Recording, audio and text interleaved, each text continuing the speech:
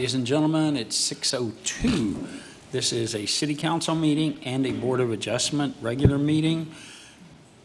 So everyone understands there's two separate meetings that will occur tonight. We'll have a board of adjustment meeting first that has one item on it, but we'll take a little bit of time. Then we'll go into our regular city council meeting, which will follow different kind of rules as far as voting.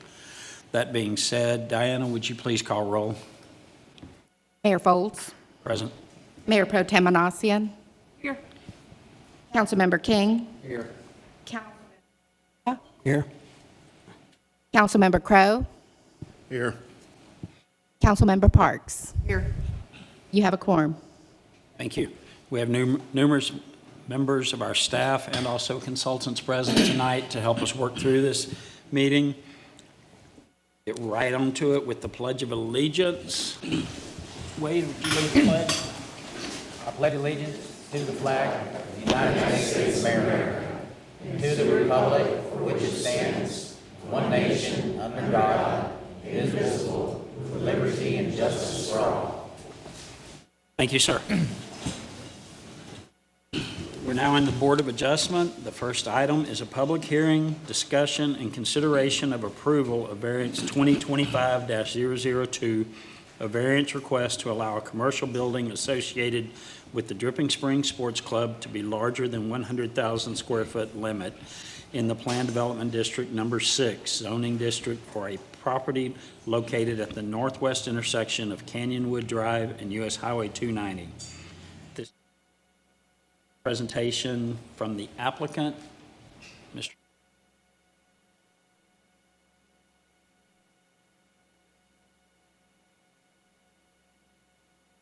Hello, good evening, and thank you for having me. I'm Ashley Rose, and I'm a general partner with Dripping Springs Sports Club. I'm also the founder and CEO of a venture-backed cybersecurity startup called Living Security, and the founder of a Dripping Springs program called Cardivas, which is a fifth grade character club for girls that exists at all of the Dripping Springs elementary schools. Excited to be up here today talking to you about the sports club. All right, it's a typical Wednesday afternoon for the Smith family in Dripping Springs. The Smiths have 3 kids, Juliet, 13, Ava, 11, and Zoe, 9. Mom, my friend Sarah, pulls into Dripping Springs Elementary car line at 3 p.m. Pickup finishes by 3:30, just in time to get to middle school to pick up Ava by 4. At 4:30, the marathon really begins. Juliet has volleyball practice at the WAC in Westlake. That's a 45-minute drive, if traffic's kind. Snacks were forgotten, so it's a dash to 7-Eleven for Cheez-Its, water bottles, and pretzels. Now we drop off Juliet. Then it's back towards South Austin because Ava has basketball. Zoe's getting hungry, but there's no time to go home. It's drive-through dinner again, the second time this week. And those $40 worth of groceries in the fridge, still untouched. Now it's 7:30, and Mom is killing 20 minutes before the next pickup, sitting in the car, handing Zoe a tablet while she answers emails. At 9 p.m., we're finally back home. This is not an occasional chaos. This is the routine. Now multiply that one family's Wednesday by over 20,000 families in Dripping Springs, and imagine doing it 4 times a week. That's over 800 hours a year spent in the car, 20 full-time work weeks gone. That's 1,200 hours a year away from home. That's not just time, that's missed family dinners, rushed conversations, and quality moments that never got to happen. And the financial cost, it's over $3,700 a year burned through drive-thrus, not because families want fast food, but because they have no other choice. That's 400 unhealthy meals replaced what could have been nutritious shared ones at home or in a place designed for community. This is a hidden tax that we are paying for not having a central place to gather, train, and connect. It's not just inefficient, it's unsustainable. And if this variance isn't granted, that story does not get better, it gets worse. Tonight, we stand at a crossroads, not just for Dripping Springs Sports Club, but for the future character of a key commercial space. If the variance is denied, we're not just halting a community project, we are opening the door for a large national developer, likely to build a hotel, big box retailer, or other high traffic commercial use that neighbors have already voiced stronger opposition to. We understand and deeply respect the concerns of neighbors whose properties border the site. Views, light, and noise are personal, and we've listened. That's why we're not here asking for a variance to expand indiscriminately. We're asking for a minimal increase needed to bring the entire programming under one roof, which in turn reduces noise, traffic, and operational efficiencies. The alternative, developing in 2 phases across different sites, would actually increase traffic, spread out lighting and noise, and require more infrastructure. We're not building a gym, a daycare, or a cafe. We're building a unified community hub designed to bring all generations together through wellness, fitness, and sport. Fragmenting this project would compromise the very synergy that makes it viable economically and impactful socially. This area is already zoned for commercial use. We're just asking to build smarter and more meaningfully with it. And Sarah's family, instead of racing across counties, they'd be home for dinner. And instead of another drive-through, they'd be sitting together, maybe at the DSSC Cafe, surrounded by familiar faces. Zoe wouldn't need a tablet to pass time. She'd be playing in a supervised adventure zone. Juliet could finish her practice just minutes from school, and Sarah might finally take that yoga class she keeps putting off. They'd be home by 7, together, nourished and connected. That's not a dream, that's a decision, and it starts here tonight. 10 years from now, families will remember that this council had the vision to choose a local, community-first development over faceless sprawl. This isn't just a sports club, it's a legacy, a gift we can give our communities and our grandkids. Thank you. Drew? Thanks for having me. My name is Drew Rose, the other general partner of this sports facility, Dripping Springs Sports Club, that we are building. Along with Ashley, co-founding Living Security, I also have been running the Dripping Springs Youth Sports Association volleyball program for the last 2 years. Some other members of the team that are here with me tonight, Luke Axel runs a small basketball club here for Dripping Springs, with Dripping Springs kids in middle school and high school. Denver Lee, one of the founders and directors of Austin Performance, a very high-performing volleyball club. So what is Dripping Springs Sports Club and why are we here? Like Ashley had mentioned in her story, currently there's no central gathering place for families to connect over sports, for childcare, for food and beverage, and to get fit and stay well. These lack of local options forces us to leave the city almost on a daily basis, sometimes commuting over an hour to places as far as Round Rock, South Austin, Buda. And there's a ton of missed economic opportunities. Dripping Springs families don't want to leave. They want to stay here. They want their dollars being spent to be impacting the city and for intentional growth in all different areas. And so Dripping Springs Sports Club, it's a first of its kind fitness facility, which includes sports and courts, a fitness and wellness center, a cafe, and a family entertainment center. It's all of these areas in under one roof to really focus on the efficiency of all these different programming for families of the city. It's strategically located in between Belterra and 12, right on 290, in a commercially zoned sector. You'll see some of these neighborly concessions popping up. One of them is initially we've been going after a variance for 60,000 square feet. We've toned that down to a 50,000 square foot variance, putting the project at 150,000 square foot total. So the variance request is to construct a facility 50,000 square foot larger than what's currently allowed under Plan Development District 6, which was initially approved in November 8th. As you can see, in 2016, excuse me, as you can see, this is how the facility gets split up. And trust me, I've went through the math, I've went through the economics and the investments, and if we were to reduce this facility to try to make it smaller, not only would there not be a general impact to the structure and the look and the feel of it, but the economics might not work and this project might not be successful. And so it definitely limits that essential combination. From a site infrastructure perspective, the wastewater and water are all through the Headwaters Municipal Utility District. The parking lot, the allocation has been validated by the city, so we don't need a variance for parking, and we're keeping those to a level that we expect we'll be able to use. The traffic analysis is currently underway and should be completed in the next little while, and we're working on stormwater management as well. So here's the location. Again, this was really important to me when I first started this project. I didn't want to isolate anybody at Dripping Springs. It could have been cheaper and have more land opportunities if we were out west, down south of 12, north of 12.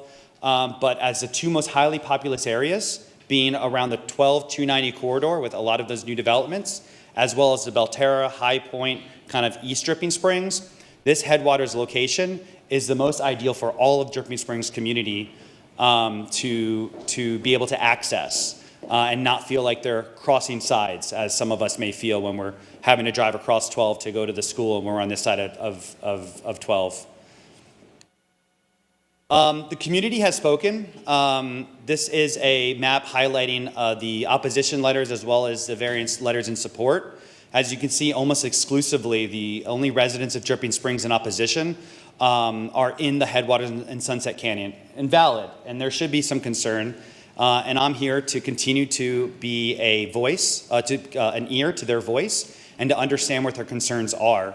But as this map shows, Dripping Springs wants this facility. They're here tonight, they've sent the letters, and they understand what an impact this is going to make to their lives.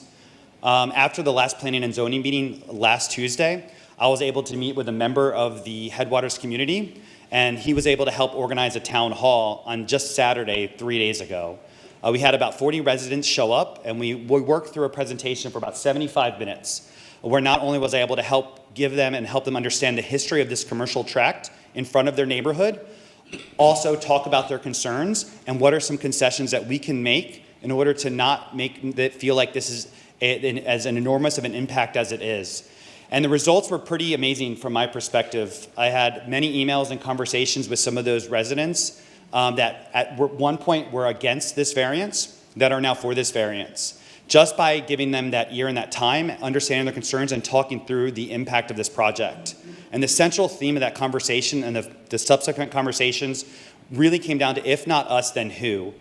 These concessions are taking into account what they're concerned about, that you'll see in some of the future slides. But here is us wanting to be part of that community, knowing that our relationship with Headwaters and Sunset Canyon doesn't just end tonight with a vote on this variance, but it's for the next 20, 30, 40 years as this facility is operations. And I want to make sure that we have a really solid relationship. And we'll talk about some of the things that came out of that meeting throughout this. Actually, we'll talk about it right now. So these are some of the main 4 concerns. Light pollution, potential excessive nighttime illumination, risk of disrupting surrounding neighborhoods. Some of the concessions, and I'll show you where they show up in the project. Mezzanine windows, being able to install blackout shades that come down when our lights come on. So we're reducing as much glow as we can from our windows that are facing the residential neighborhoods, and then really focusing on our parking lot lights, ensuring we are code compliant, we are adhering to the dark sky ordinances, and we're really thinking about different new technology we may be able to use to try to mitigate some of that light sprawl and glow. From a sound effort, you'll see in a couple slides some of our outdoor activities. Constructing a 4 to 6 foot masonry wall that's on the boundary of our sports courts that are facing the residential neighborhoods, which is the north and east sides. This is in addition to an 8-foot screen that is around the perimeter of the property, and in addition to all landscape that we're going to include, as well as landscape that already exists surrounding the property. Visibility, so trying to really think through the sizing, able to reduce the variance and the building size from 160 to 150. And then the creation of a Headwaters Action Committee, where some committee members have an opportunity to interface with myself and my team, both during this pre-development phase, the development phase, and then most importantly, I think, during the operational phase. So as we get this business up and running, they have a direct contact to myself as things go up, go wrong, music's too loud, lights aren't turning off, there's an issue with this delivery. How can we make this facility work for this community? Again, when we talk about support, this is a private endeavor. 75% of our investors have come from Dripping Springs families. 75%. The other 25% are nearby in Spicewood and West Austin. All right, these people are putting their money, where they feel this community needs it, and they're willing to take a risk to invest at this stage where we still have some ground to cover. And again, beyond just a variance of support, this should show volumes around this type of facility in this neighborhood. So, the history lesson on the Headwaters Master Open Space Plan. Back in 2005, this land, the commercial property on the south sides of this Headwaters Master Open Space Plan, was zoned as commercial property.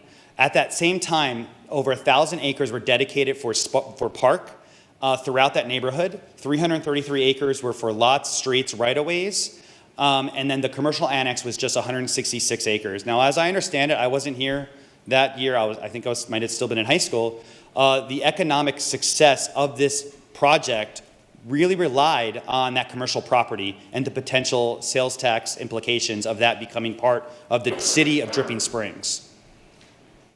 This project was restated in 2020 with, I think, the Rathburger resource land as well. And obviously, we're about to open the new Wildwood Springs Elementary School in that area as well. So this was always intended to be commercial, right? But what commercial? That is the question, and that's what we're here to answer with this variance request.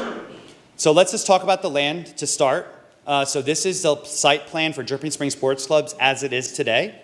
What you're seeing is a building with a 62,000 square foot footprint in blue. Let's first talk about the setbacks. So within the Plan Development District 6, the setback requirement between headwaters, the north side, and our building is only 25 feet.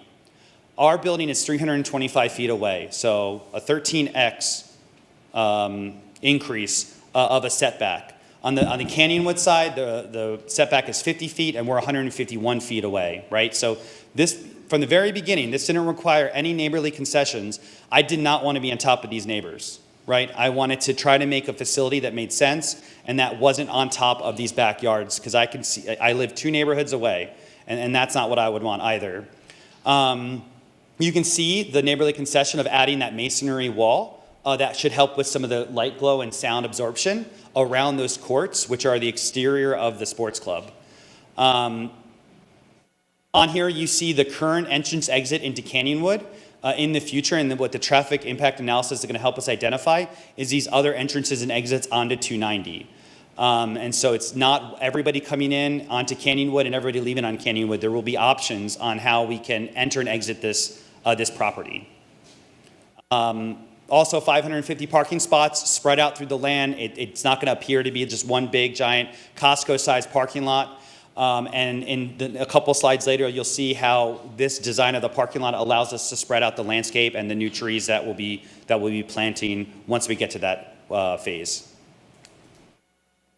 I throw these in there to really highlight like what can happen. Like if it's not Dripping Springs Sports Club building with these neighborly concessions, what other types of businesses can come in and take over this land? What we're showing on the right is a 100,000 square foot building, just 25 feet from this property line, no variance needed, meaning a national developer can come in, get their architect reviewed, and build this building without having to have this conversation they're having tonight. When we look at the design concept, it was really important to us to really understand how this can fit into Dripping Springs. This isn't a big box store. This isn't all metal. We want to use colors that make sense, material that makes sense, and we want people in Dripping Springs to feel like it belongs here, right? It's not just a big box of nothing. Like this feels and looks good, and we're proud to call it home. Sloped roofs, a lot of articulation through all the different sides. Some fun green metal perforated screening, which helps to reduce some of that glow out of the front and provides more of that hill country color and tone. Let's talk about the programming. So like we mentioned a couple times, there's 4 primary programming. The indoor fitness and wellness, this takes up about 60,000 square feet of the total facility, which is about 50% of the floor plan. This is our group fitness, our individual fitness, our cardio, our recovery and locker rooms. This is where we're going to stay fit. Both teenagers through adults will be able to use this. The adventure park, the closest family entertainment center is 21 miles away in Bee Cave. That means if we're trying to have birthday parties, our options are limited. Now, having an adventure park inside the sports club allows for a lot of efficiency when it comes to childcare and access, and a very great cost efficiency along with childcare. The third port is a cafe and kitchen. We're feeding people throughout the day. Guests, members, birthday parties, fitness addicts, and so it's a very important part. And then obviously the last is our sports and courts, which start with our outdoor sports section here, which you'll see some turf on the top left, a playground that will be open to the general public that will include a really great play structure, some shading, some seating, so even the general public and population of Dripping Springs can be able to use this amenity without being a member. The pickleball and basketball is intended to be covered, so help to naturally keep down that noise and that light glow, and then sand volleyball on the right side. So that was 62,000 square feet footprint. The second floor is 66,000 square feet. Majority of this, 40,000 square feet of courts. Courts is a major problem in Dripping Springs. Facilities is a major gap that we have. Outside of the school system, we have a couple churches that have one court here, one court there. They're always booked. This helps to solve that problem, right, of us driving and leaving the community for rec sports, for club sports, for adult programming. On the left side, we have our sports performance training as well as some additional group fitness rooms. And then down the middle, we have our satellite cafe and some other amenities. This is another area I really want to focus on. So volleyball, we need 25 to 35 feet of clearance in order to be able to properly play a game or a match of volleyball. All right, so if we're building 30 feet up from the ground, we have a natural opportunity to use that space for this mezzanine. This mezzanine represents 25,000 square feet. That's 50% of our variance request in space that if we came back and said, okay, how do we reduce it? We would just get rid of the mezzanine. It would not impact the exterior of the building. It would not impact the site plan. It would not impact the look or the feel. It would just there be no mezzanine, which I think this is a great amenity and helps to make sure that our memberships don't feel crowded when the population continues to grow in Dripping Springs. Let's talk about line of sight views. So we were able to establish and continue to establish 4 light assigned views to help you all understand what does this look like from different areas of Dripping Springs, including the Headwaters neighborhood. So this is driving from 12 on 290. Now, something to remember, there's going to be commercial development to the left of it, to the front of it, to the close of it, in this whole image, right?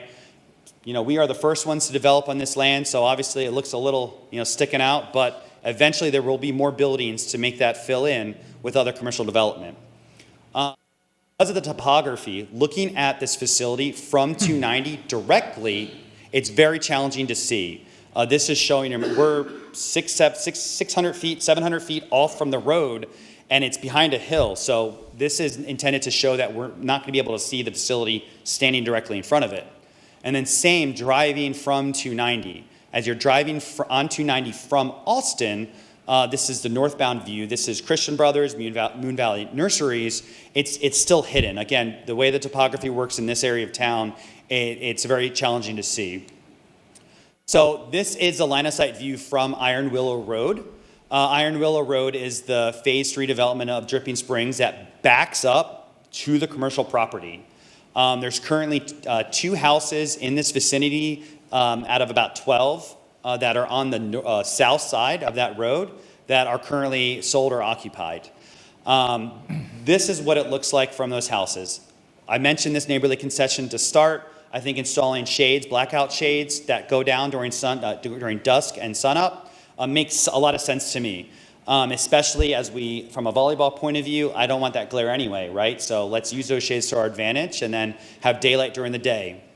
As you can see, we have 20 to 25 foot trees. All those trees are going to remain. These trees are not being knocked down in this area of this project. So all those trees will remain and help to screen some of the visibility of the sports club from Iron Willow Road in Headwaters.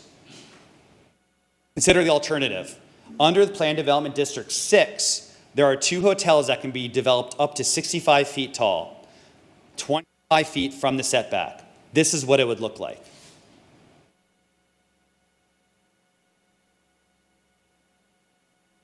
This is a comprehensive line of sight study that we were able to do from 2 different areas, both in the front of Iron Willow Road on the street, as well as in the parking lot. As well as in the backyard of one of those residential houses that is closest to the project. As you can see from the backyard, those trees cut off almost all of that line of sight to the building. And the line of sight from the street is minimal, right? 5 to 10 feet of the top of the roof. You can kind of see we have the green space, those trees that won't be touched. Those are part of the Headwaters green space plan. We'll have our pond natural landscaping, our parking with our perimeter fence, then our sports court with our masonry screening and netting. Again, that red dotted outline is highlighting the alternative of what's currently approved under Planned Development District 6. So just to see one more time, now that you've seen this, to see what they're able to see from that road.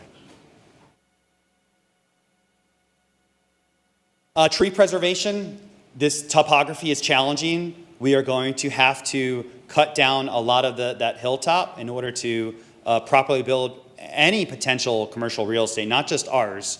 but we want to make sure that we're adhering to the landscape buffer and the landscape ordinance, which is what you're seeing here.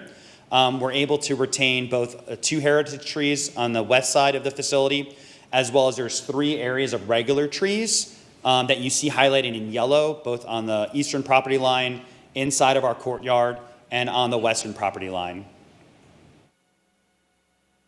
This is just a rough draft. You know, obviously we're going to do a lot more work as we understand what the whole site plan looks like, but this adheres to the landscape ordinance that we are currently fall under. Screening, so we'll talk about screening really quickly. So screening, currently not required under city code. So as the PDD, we are under the city limits. Headwaters is under ETJ, not a requirement. Again, just because it's not a requirement doesn't mean it's not something we want to do and should do.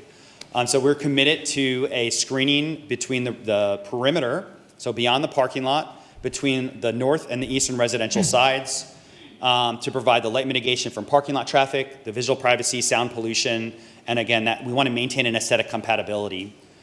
So we did some studies on different types of screening around Dripping Springs. Almost exclusively, it's wooden slat, either horizontal or vertical type fencing. This is where we're looking at. So when I'm talking about the perimeter screening, it's on the edge of the parking lot, at the edge of our boundary. We feel that the horizontal slat that is used in the Belterra neighborhood makes the most sense. It's behind trees. It's going to be in front of trees. It's not going to be able to be seen from the back of the neighborhood. And so we feel going to a full masonry option is a unduly cost, and it's actually going to make the fence stand out more than if it was wood, which would blend in more and still achieve the same objectives. So last slide, Board of Adjustments, you've heard the concerns. We've listened to them as well. I've read every variance letter in support, every variance letter in opposition. I'm committed to working with the Headwaters neighborhood and the Sunset Canyon neighborhoods. I hope that you can see from here we're enduring additional costs and expenses to help mitigate some of their concerns, which is the neighborly thing to do, right? I live in this. I'm going to see people in our sports club around the city. I want to do the right thing. And again, the reality of this site, it will be developed commercially, 100%. So it's going to be sold to somebody. By whom? What are they going to use it for? Are they going to sit and have a conversation and care like we do? And so thank you for the presentation, and I am complete. Thank you, sir. Staff report, please. Yes, sir. I'll take that from over here. So, Tori Carpenter, Planning Director. So the subject property is located within PDD 6, which is the Headwaters Commercial Plan Development District. I do want to note that it is also within the Headwaters Development Agreement area, so both of those documents have some regulations over the property. The property is currently vacant, and surrounding uses include the Headwaters Development Residential area to the north, and then single-family residences to the east as well. Surrounding uses include other proposed commercial development within that Headwaters PDD number 6.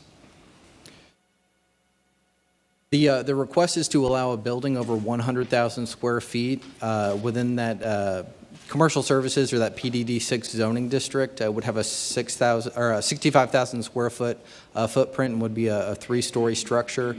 And I did want to mention that this is updated since the staff report. So as the applicant mentioned, they have brought their request down from 160,000 to 150,000.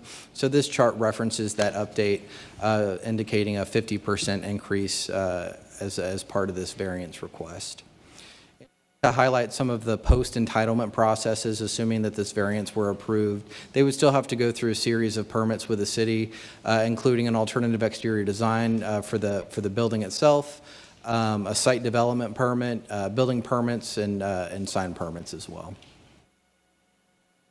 And I would like to compare the City of Dripping Springs code standards to what is required within PDD 6, or in some cases what is less stringent. So the first I'll start with is tree preservation. So we have our recently updated tree preservation ordinance that has some heightened restrictions specifically for heritage trees.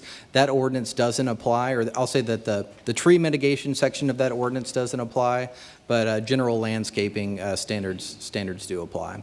Lighting, it must comply with a lighting ordinance, both in the city, standard city limits in the city code as well as in the PDD.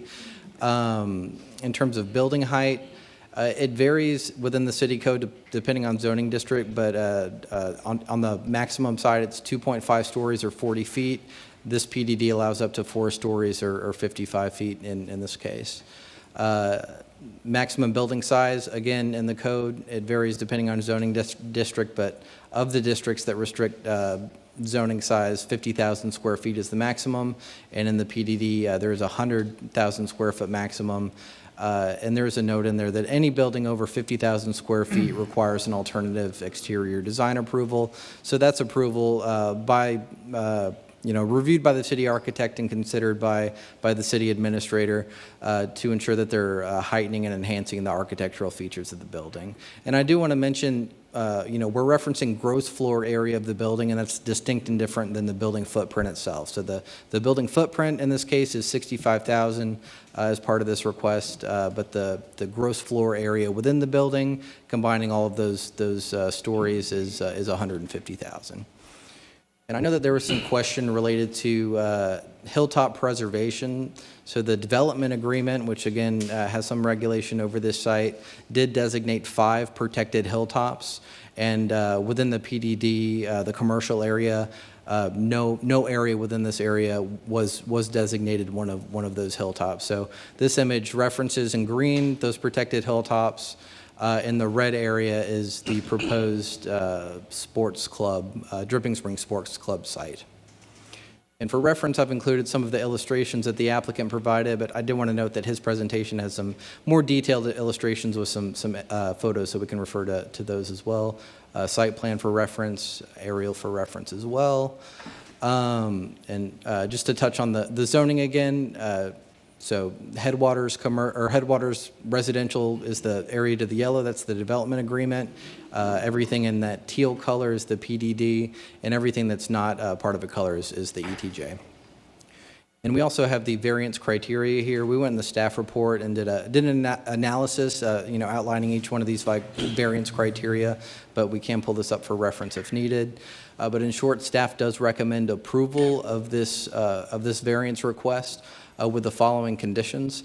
And I did want to mention before going into this as well, these conditions were updated after the applicant met with the residents and provided some additional standards that he would be willing to apply to the site. So the first that the applicant must provide an 8-foot masonry screening in the form of stone or brick as best determined by the DRC along the eastern and northern property boundaries consistent with section 5.10.1 of the zoning ordinance. And I did want to highlight here the applicant is requesting that this condition be changed to allow for a horizontal wood screening.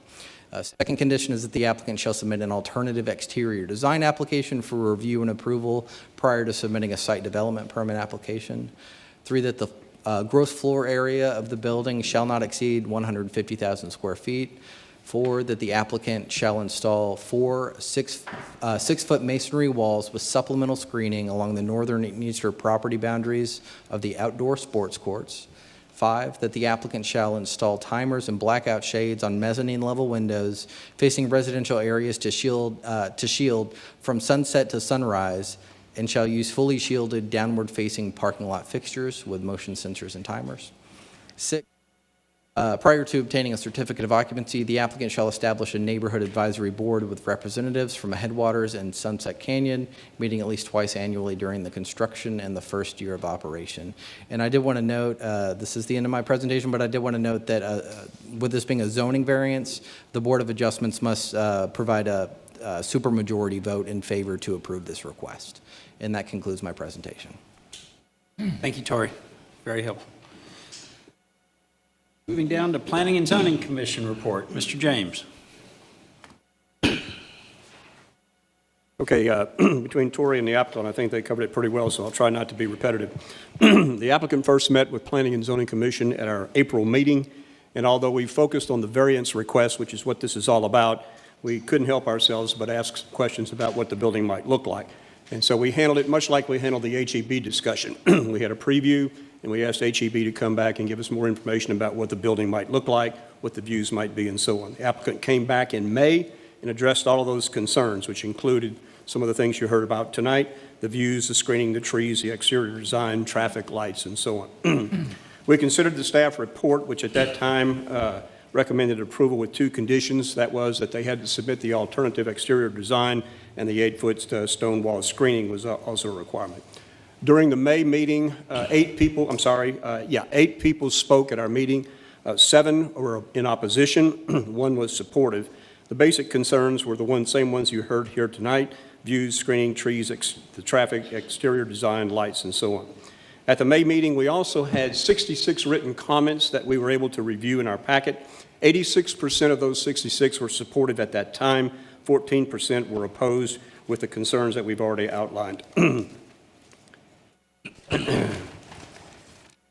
P&Z got into a big discussion about PDD 6, as was outlined in Tori's presentation. Or just as a reminder, PDD 6 allows up to a 100,000 square foot building, and it could have a 100,000 square foot footprint, 4 stories and 55 feet tall. The building will be set back, could be set back as close as 25 feet from the property perimeter on the north side, and 50 feet from the Canyonwood residences. We compared that to the current proposal. At the time we heard it in May, the proposal was for 160 square feet. It's been revised now to 150 square feet. Could be a 65,000 square foot footprint, so the footprint would be smaller than what's allowed in the PDD. 2.5 stories, 2 stories plus a mezzanine level, not to exceed 55 feet in height, which is provided for in PDD 6. The building would be 324 feet from the north property perimeter and would be 151 feet from the Canyonwood residences. So we considered all of those factors in discussing the request for the variance. We also considered what's going on with regard to Highway 290. We took a look at existing developments. We took a look at potential future uses as well, thought about what was going to happen with 290 when it's widened and expanded, and we considered all those facts before we made our decision. Finally, P&Z also considered the economic impact, the overall community benefits, and how the applicant planned to address the concerns that were outlined in the opposition. He came back with that information, and we were satisfied with what he had to say in that explanation. After a lot of discussion, a lot of wrangling, P&Z is recommending approval of this recommendation by a vote of 3-2. I'm happy to answer any questions that you might have. Thank you, sir. Hey, Michelle, or I'll look at Michelle or Ginger. We've got about 5 people standing in the hall. Do we have the back room open?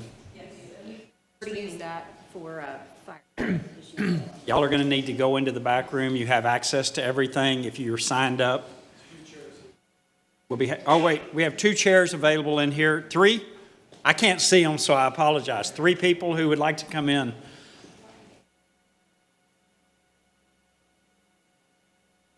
I didn't see back over in this corner. Sorry. Thank you.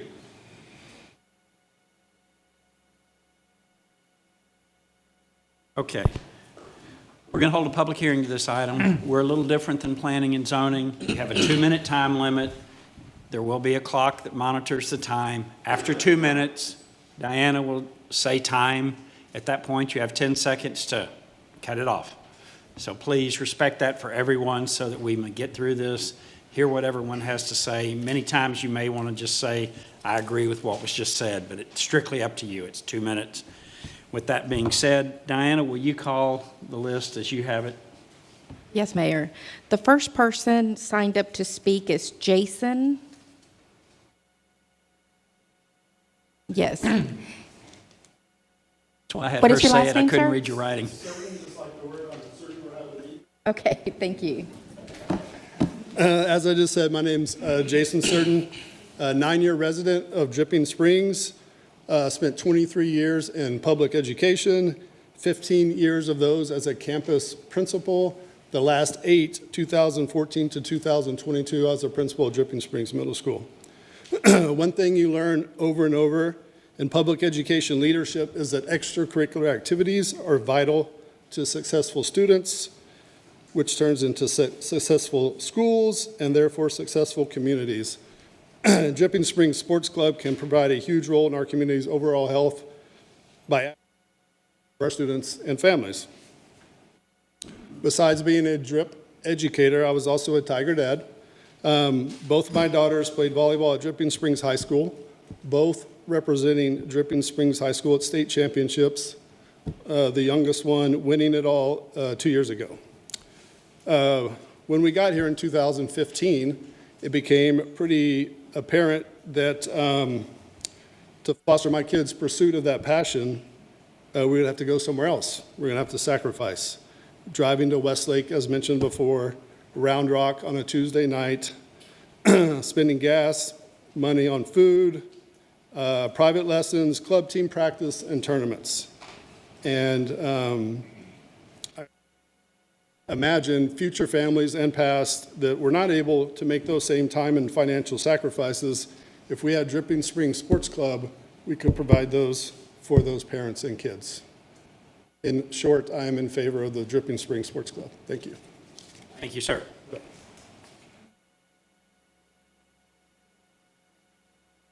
Next person is Theodore Crawford.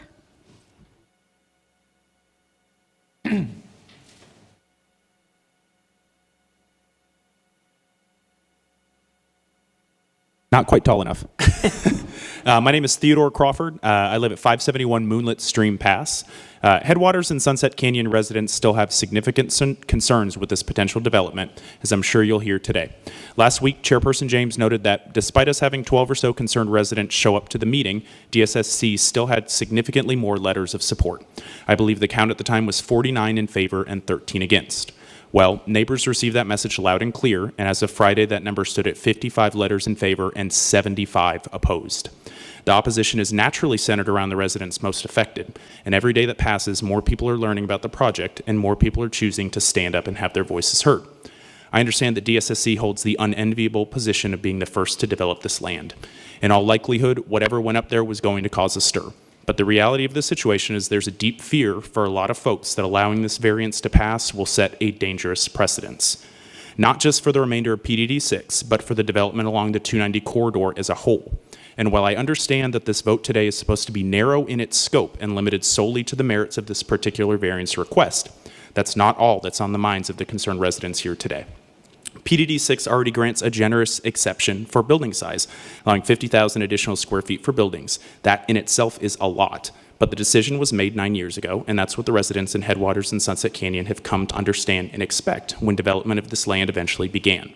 As you can see on page 65 of the packet, the original vision for the land in front of Headwaters is very different than what's being proposed today. The Phase 3 space was pitched to Sunset Canyon and future Headwaters residents as small buildings and perhaps a small boutique hotel. Still commercial use, but there are no 100,000 square foot retail spaces to be found.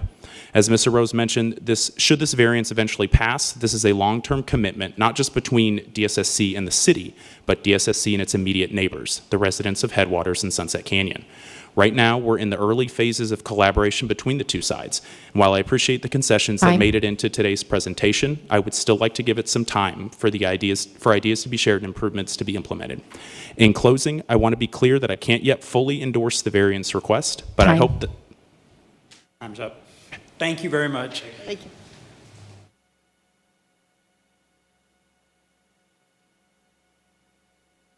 The next person on the list is Jody Young.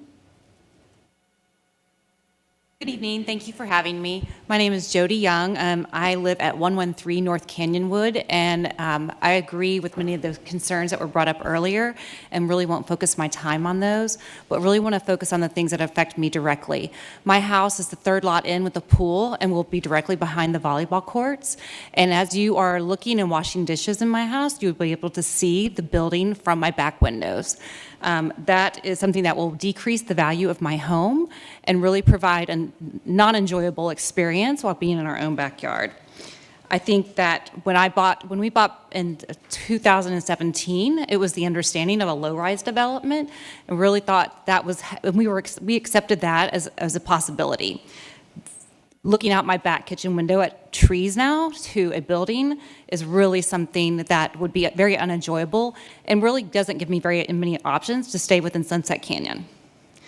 Additionally, the proposed one-way in and out with a future-type proposal driveway in and out from 290 is very dangerous from a Canyonwood perspective. That is a neighborhood road, not a county road, and barely can accommodate the traffic that we have on it now, and really provides something that could be dangerous for residents and for people coming in and out of the development.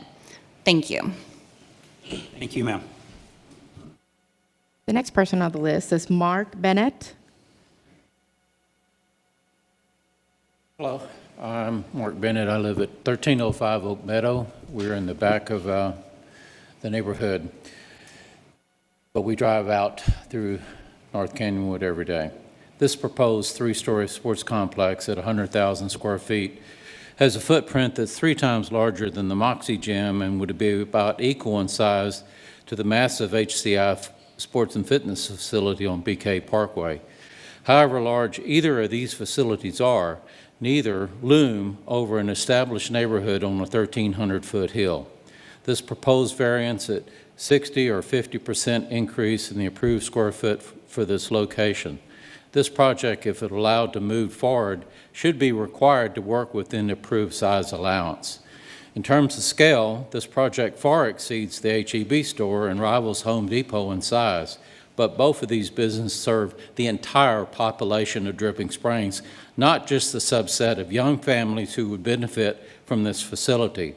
While this may be a desirable project for some, it should be located on a property which will not degrade the quality of life and property values in Headwaters and Sunset Canyon neighbors. Maybe the developer should consider the former Dreamland property now that it's closed, as it did not directly impact the residential area. It's understood that there may be plans to create a vehicle access to this project from North Canyonwood Drive. The section of this street where this driveway would have to be located is on a steep hill. Vehicles exiting on North Canyonwood to 290 would encounter these vehicles trying to enter or exit the facility. Furthermore, vehicles turning on the North Canyonwood from 290 and turning left would cause a traffic backup from the turn lanes. Having lived in Sunset Canyon for 20 years, we're very familiar with this intersection. If a vehicle access is allowed from North Canyonwood, it's not if, but when a collision will happen and injuring or possibly killing people. If this access is allowed, those responsible for approving it will also be directly responsible for the injuries or death that may be caused by this unnecessary hazard being created. Thank you. Thank you, sir.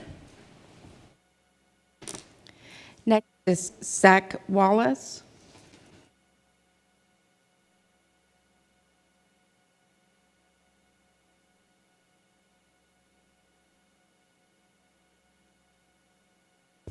Hi. I live in the Headwaters community, and for those that are here that live in that community, you know that Upper Day Ridge has a very beautiful view, and I'm blessed and lucky enough to live on that street right in the middle of Upper Day Ridge. And just a short story, when I got there, I couldn't believe the view that I had was with that valley that's right underneath my backyard. And fairly recently, within the past 2 years, there's been a school that's been built in that valley just to the right of my view.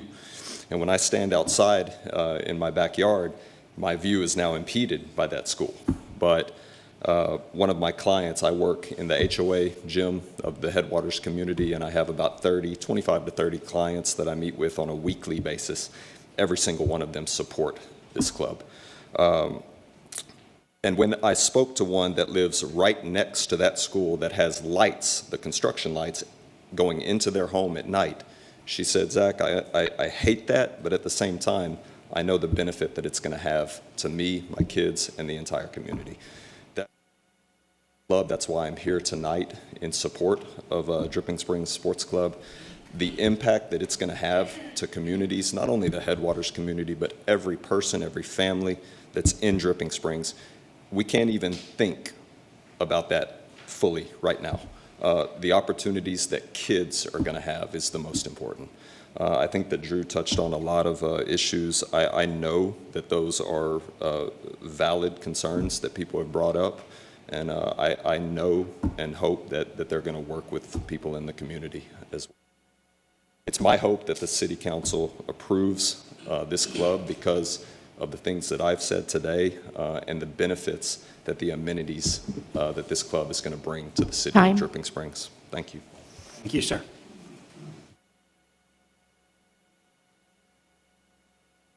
Next is Katie Saul.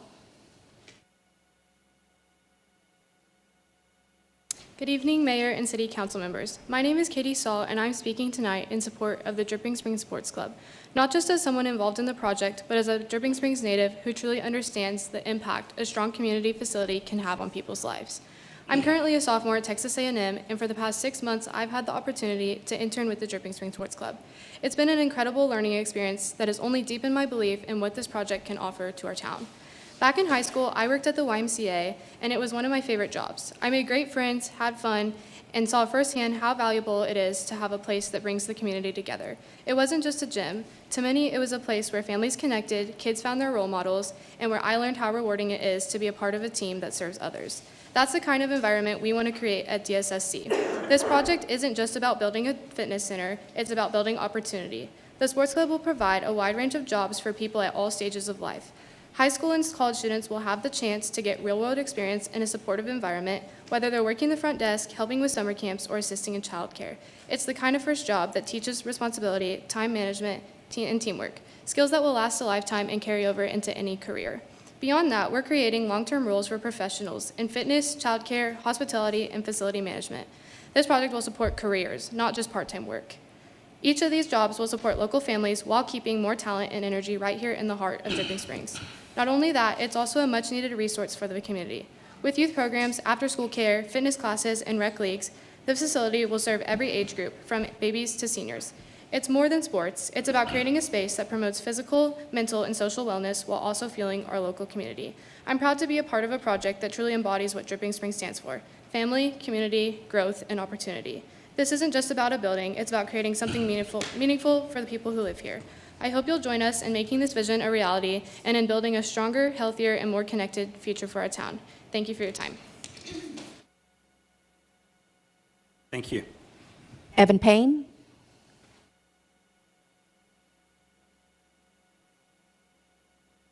Hey, thank you all. I'm in Headwaters as well, about to move to the new area right next to this. Last week I stood here to oppose the variance for the proposed structure, and let me be clear, I'm not standing here in complete opposition this week. I do believe we can and should welcome businesses that address genuine needs in our area. Our town doesn't need another big box hardware store, another mattress outlet, or another row of fast food chains, but what our community needs are businesses that align with our natural character and provide services that elevate our quality of life and are executed accordingly. So I'm asking the council to delay its decision on approving this variance by just 1 month. Let's take the time to ensure that the concerns of the neighborhood are fully addressed and that we work together to create and design a plan that we can all support with confidence. Some serious questions remain unresolved: structure camouflaging, noise reduction, parking lot noise mitigation, implications of mud tax rates for those of us affected, understanding why the north side pictures are different from last week's north side pictures of the building. I don't know if it's a shorter wall or a sinkhole, but we certainly need to be able to understand those mock-ups a little bit better. Mr. Rose has mentioned the possibility of establishing a neighborhood advisory board. Thank you for that, and thank you for your family for participating in this. I really do mean that. I believe this is a step in the right direction, and delaying the vote would give us time to engage the community further and refine the plans in a meaningful way. Let's work with the community and not against it, so that we're not operating out of fear of what could be, but really a confidence and understanding of what will be. For the residents, this project as it stands today represents the possibility of a permanent, fundamental alteration to our neighborhood, and that'll live on for decades to come. And for the developers, rushing risks alienating their future patrons who are, after all, the life force of any local business. It's in everyone's interest to get this right. I don't think a delay of a month will derail this project, but it could ensure that what we build together is something we're all proud of. We have a chance to make this a win for everyone, so let's take that time and let's build trust, and let's make sure that this project reflects the thoughtful and intentional spirit that defines Dripping Springs. Let's delay by 1 month, please. Thank you. Thank you, sir. Luke Axtell.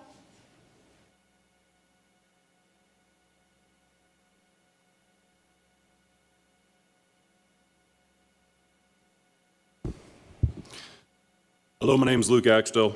I'm a resident of Dripping Springs. My family has lived in West Austin and Dripping Springs area for several decades. I'm a former Division I athlete, attended University of Texas in Kansas, and have since coached basketball for all age groups in the Austin area.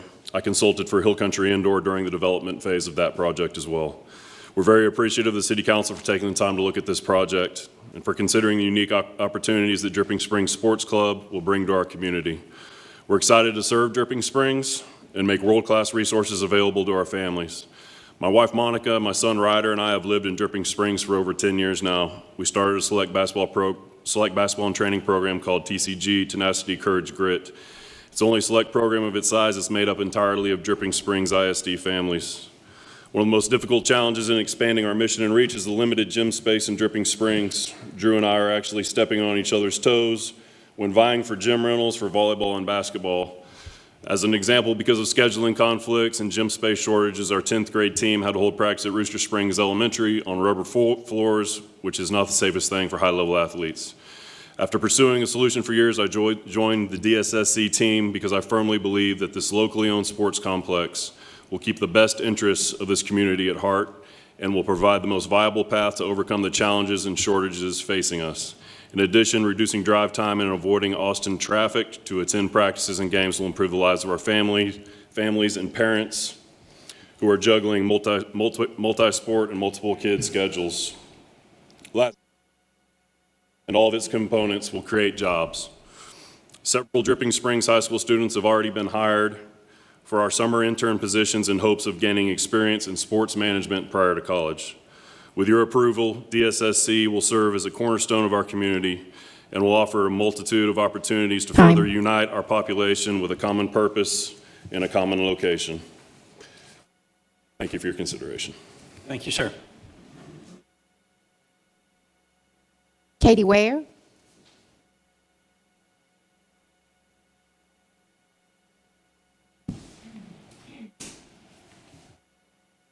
Hello, and thank you for having us. I don't have a speech prepared. I just wanted to say thank you for giving us this opportunity to speak. I also wanted to thank the members here and those that are for this. They've heard a lot of our concerns in Headwaters, which is where I reside. I think my comment tonight is that, I was born in Austin. I grew up in Dripping Springs.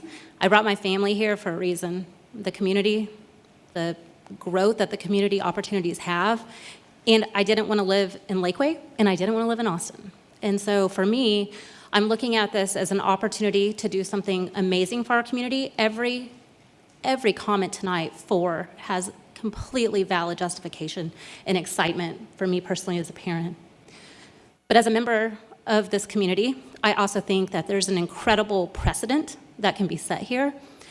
And this is the Hill Country. This is the gateway to the Hill Country. And somebody made a comment earlier, and I apologize, I'm not sure who said it was. They said, if not them, then who? But for me, if it's them, then who else? And so I think it's really important to delay this vote, to look at everything that's been presented tonight so that we can work together as an amazing community of Dripping Springs and do something that benefits everyone in this community and be different from every community around us. Thank you. Thank you, ma'am. Donna Beckley.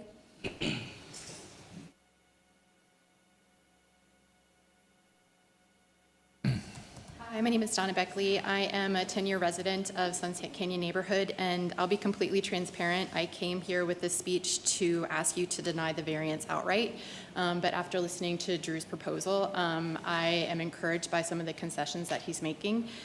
I would appreciate if a short delay was allowed to allow for more community engagement, community input, and so that we could try to develop something that is a win-win for everyone. As it stands right now, it feels like it's a win for the developers and the investors and a loss for the residents of Headwaters and Sunset Canyon, especially given the topography of that parcel of land. I'm very concerned about the traffic on Canyonwood, which is a road that I use every day. My teenage sons will start to use very soon, and so I'm concerned about these things, and I would like the opportunity to have more community engagement. My only other concern is, Drew, you talked about making it accessible to everyone, and so I'm curious about the price point for membership. will it really be accessible to everybody who lives in our community, which there's a vast spectrum of incomes and ability levels in our area. And so I hope that if this is approved and it goes through, that you are able to offer something that accommodates everyone's income and everybody's budget. And so I'm asking for the council to delay this budget by a month, this decision by a month. Thank you, ma'am. Clark Frederickson.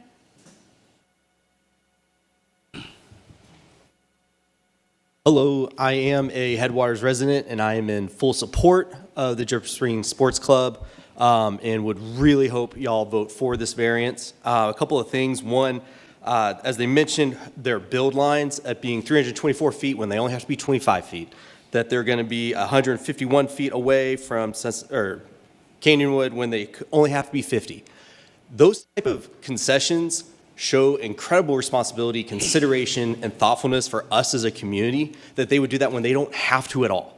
And that they've already done that on their own, and that type of initiative to do that, I appreciate as a community member that they would do that right up front and are willing to meet with us and bring in breakfast to talk to us last Saturday. Incredible. And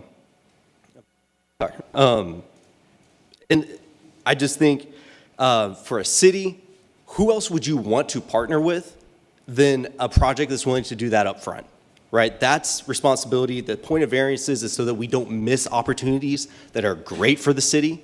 And what they are doing here is fantastic for the city, fantastic for Headwaters, fantastic for our neighborhood. I would love to have it. I don't speak for everyone in my neighborhood, but I know everyone I've talked to on my street, and I live on Moonlit, is in full support of this. I've talked to at least 10 to 15 families, all in major support of this. So I would just say, please support this, support the variance. And just like Mr. Certain said, I also am a public school administrator in a different district, but nonetheless, I have seen what these type of facilities can do for kids and the opportunities they provide. And I would just, again, full-heartedly support this variance and ask that y'all will support as well. Do I have more time? Because I'll keep going. 15 seconds. Build, baby, build. All right. Lynn? You'll pass? Okay. Ryan Strittmatter?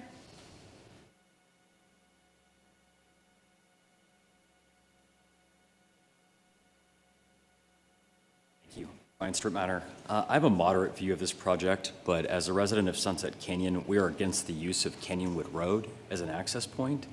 As our county commissioner has highlighted before, the road is even too narrow to paint lane dividers on. I would ask the developer to reconsider using Canyonwood as an entry point, as we already faced increased traffic, congestion, and dangerous driving conditions after other county and private endeavors. Again, I'm not outright opposed to the facility, but am opposed to trying to cram additional infrastructure onto Canyonwood Road. Development projects continue to try to open up our neighborhood roads to connect to other developments. Thank you. Thank you, sir. Clint Newman? Got another name before that. She changed her mind. Jamie Dickens? Yes.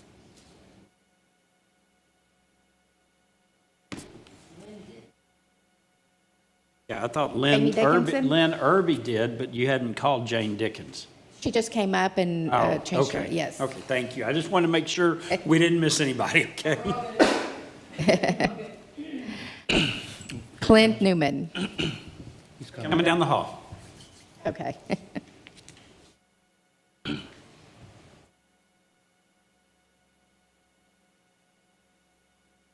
Much bigger crowd than was here a couple of days ago.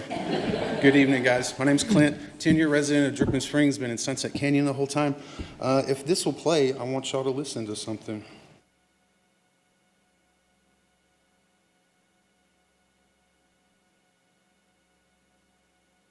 One more time. It's Great Horned Owl, and he's not wanting to play for it. I got some bird clips here. I aren't wanting to play. Let's see if I got a really good one recently. This is an eastern bluebird.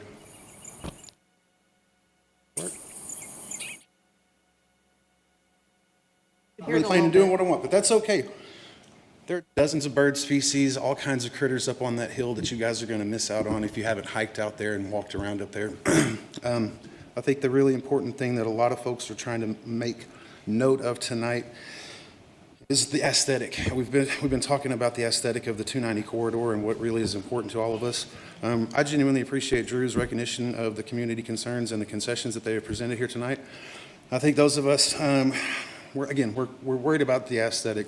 I think the residents here really need a chance to see what is planned for the station, which is the continuation of the development all along 290 from Canyonwood over to Headwaters.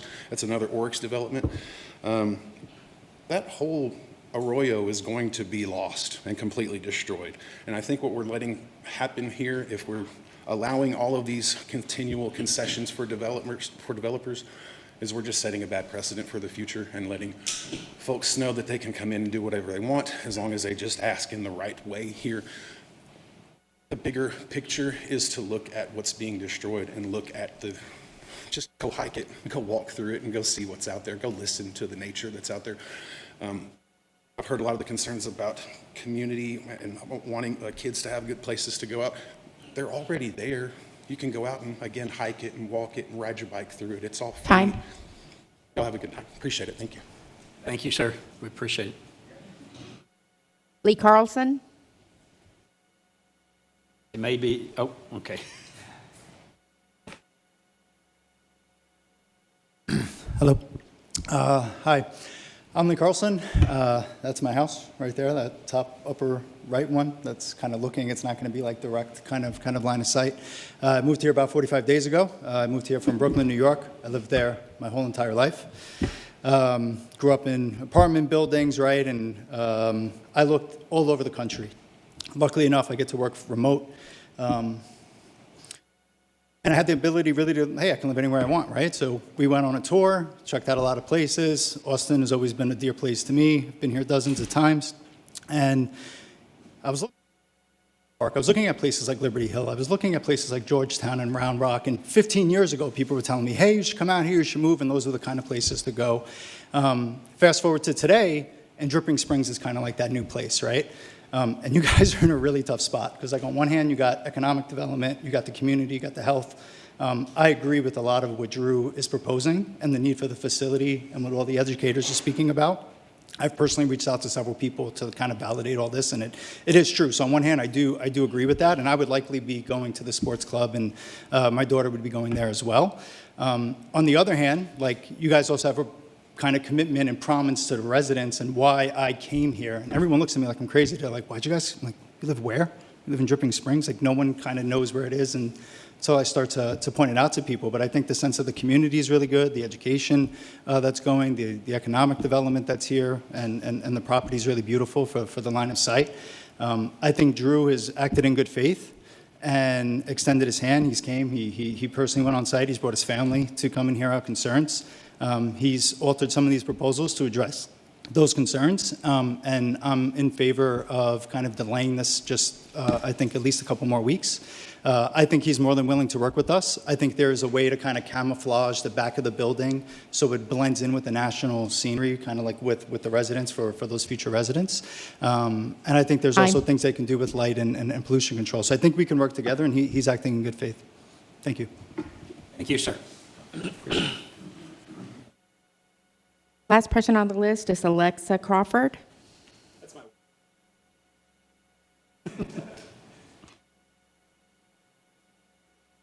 That it? That's it. This time, is there anyone else in the room that has not spoken that would like to speak? Seeing and hearing no one, we will close the public hearing. We're moving on to a variance request. Council, it's your pleasure.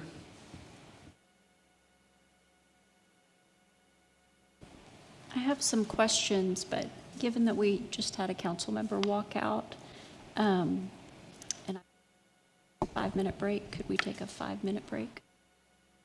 Council, y'all okay with the very short break? 5 minutes. We will be back at 7:16. Be back at 7:16.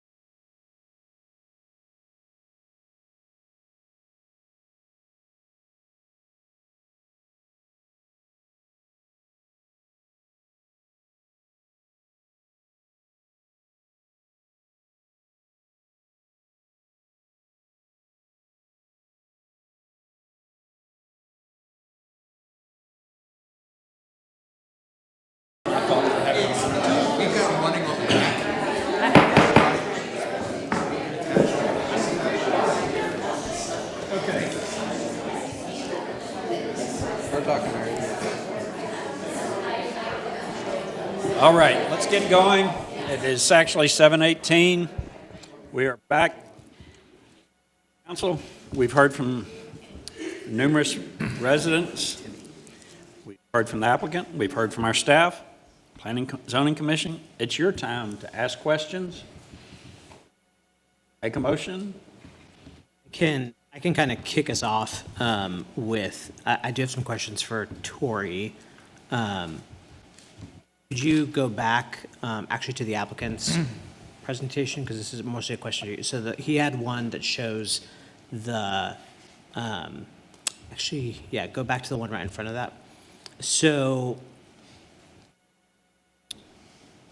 my understanding of this particular site is we essentially are by code, we allow 100,000 square feet up to 55 feet.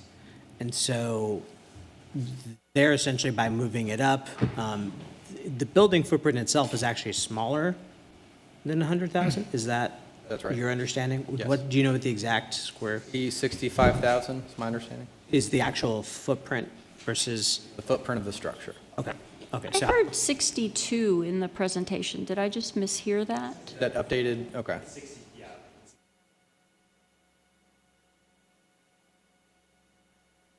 But is the application specifically for up to 65, or are you formally reducing it to 62? I don't believe I need to, because as long as it's under 100,000 square feet, I'm just showing a representation, right? I think there's no variance needed for the footprint size right now. It's for the gross square footage.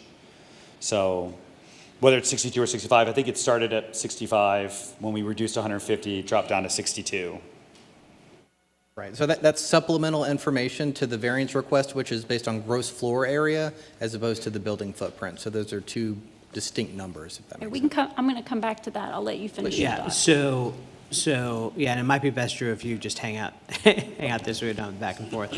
So I guess going back to my thought, so our in the PDD, it is only specific to the overall building footprint. It is not specific to gross floor area. So hypothetically, somebody could come in and build just a single story, 100,000 square foot, and back up, to the neighborhood. Obviously the impervious cover would probably force them to be a little bit further with the topography, but I mean, it could be a much larger structure. Is that your understanding of the PDD, Tori? It's my maximum building size of 100,000 square feet. Okay. But I'm going to that section of the code now. But you see what I'm saying? Is that footprint or is that gross floor area? Because I guess hypothetically, you could build It's the gross floor area. Okay. Not the footprint. So you could either build 100,000 one story or do a 100,000 two story, that as long as it's, although I don't know if 55 feet would give you enough height.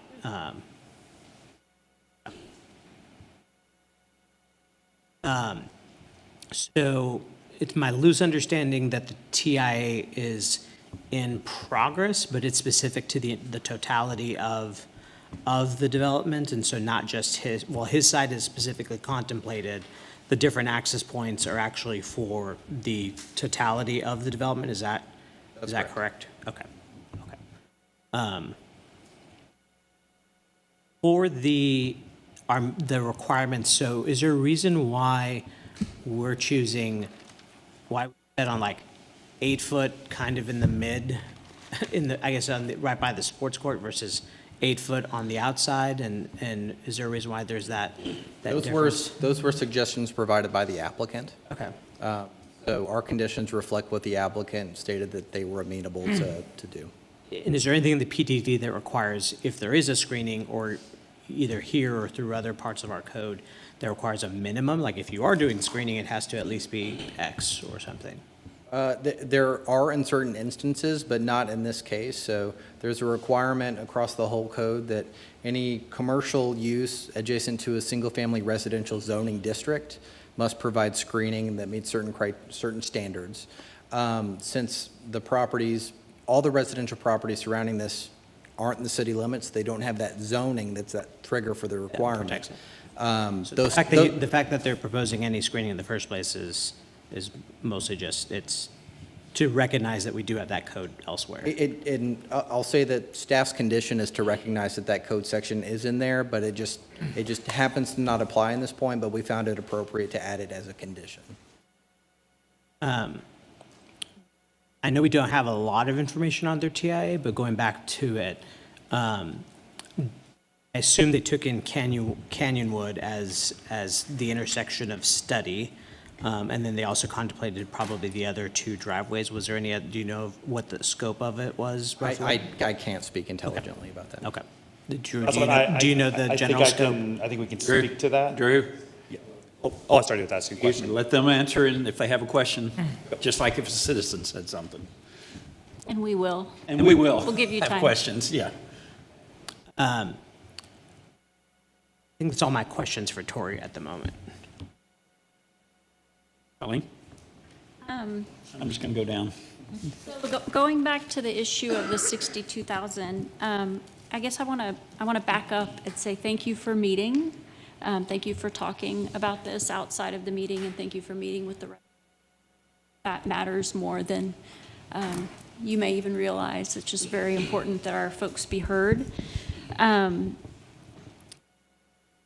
When I asked the question about the 62 versus 65, it's to follow up on the concern I voiced to you. My biggest worry is that we approve 150,000 square feet and something stops you from going forward and something else comes in that we don't want. So I need to get comfortable with what are we in fact approving if we approve 150,000 square feet. So I have questions along the lines of, if we say yes, are we approving 150,000 square feet in a 62 or 65,000 square foot footprint, which changes things from being 150,000 sprawling one story? Or are we just approving 150,000 square feet with no ability to address the footprint? If we can't address the footprint, I have a real concern here. I have a legitimate but lesser concern if we can address the footprint. So that may be, I don't know if that's a legal question or if it's a planning question. So is the question, would you be able to add a condition restricting the overall building footprint? Yes. Looking to the city attorney, I don't see a problem with that, but I'll. Yes, the city council or the board can impose conditions on the variance. Including the footprint.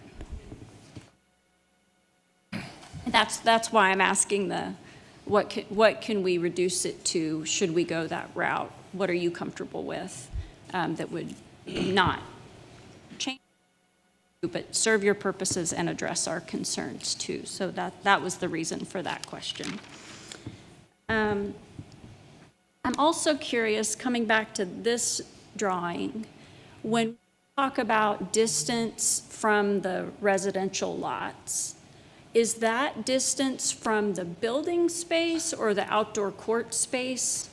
That's from the building space, from the structure to the setback, and it's not to the lot technically of the residence, it's to the property line of what we're purchasing. So in this case, our setback stops where it says pond natural landscape. That's where our property line starts. So from there, the minimum is 25 feet to the right. Okay. Ours is 325 feet to the right to the building, but there's still, in our lot, there's still green space that's open. And then, I mean, I couldn't guess 25 to 75 feet, maybe more, before you get to the residential lot. So the 325 is just on your property to your building? That's correct, yes. Your outdoor court boundary? Is that something you could get for us? Yes, it is. Yeah. Good night. Ethan, do you? I'll be honest, I don't really know what I'm looking at there. Yeah, so- That's hard for me. I see a building and then I see gray. Yep, so the structure is in blue, outlined in black, and then the red dotted line is showing the 324 foot to the white dotted line, which is our property line. What are the white solid Those lines? are the additional masonry screening that we That's intend the to put up exterior of the courts. to be on the exterior of the courts, correct?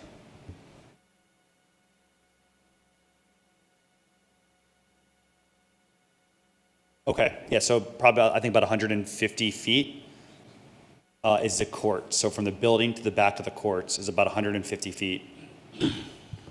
So that would be 175-ish to the property line? That sounds right.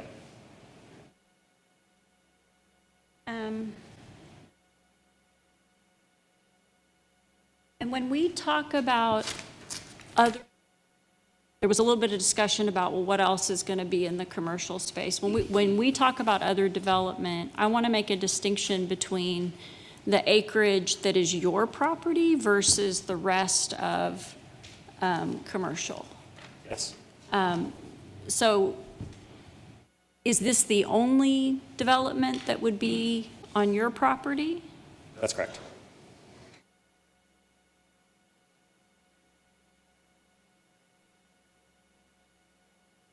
And then what is the height that, 55 feet.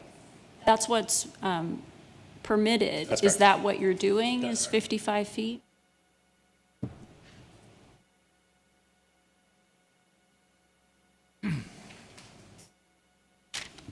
And then the access points, it might have been this map.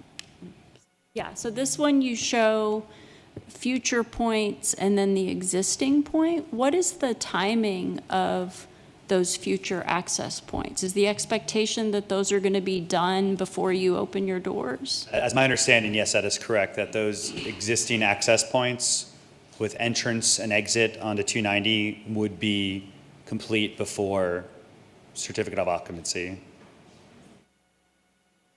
Those right-in, right-outs? The traffic analysis will, I assume they will be. Oh, yeah. Yeah, I assume they will be. No, that's okay, that's okay. You were reading. So the drawings that you were showing with the hotels, the two hotels that you said these could be here, is that assuming those hotels are both on your site or that they're in the Headwaters commercial? more As broadly? I understand it, and maybe Tori can confirm, that the Plan Development District allows for multiple hotels that have a different maximum height than any other commercial business. So the commercial business's maximum height is 55 feet. The hotel heights are 65 feet. So as the PDD aligns in this 166 acres, technically those hotels could be anywhere and be approved with it without a variance. So that's the point I'm trying to highlight, is what has been allowed through that Plan Development District process. Tori, I mean, if I'm speaking out of place, please correct. Right, and I am seeing that hotels are allowed up to 65 feet in the, Tori, would that mean we could have a 4+ story, 65,000 square foot footprint hotel with approval of this variance? Is there allowed to go higher? I don't have a good answer for that, but if there's concern with that, you could impose additional conditions, building height potentially being one of them. Bring up, the Mayor Pro Tem's gathering thoughts, and this is more so for Anise. I don't know if we've done this before. So I know we can attach a variance to a specific address, so to speak, or specific plat.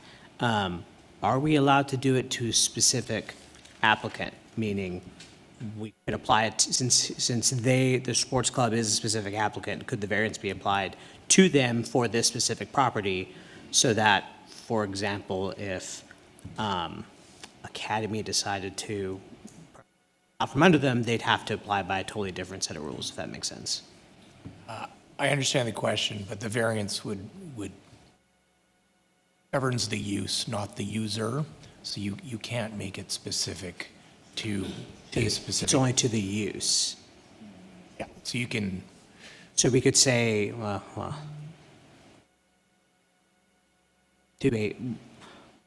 we'd have to categorize it as a use.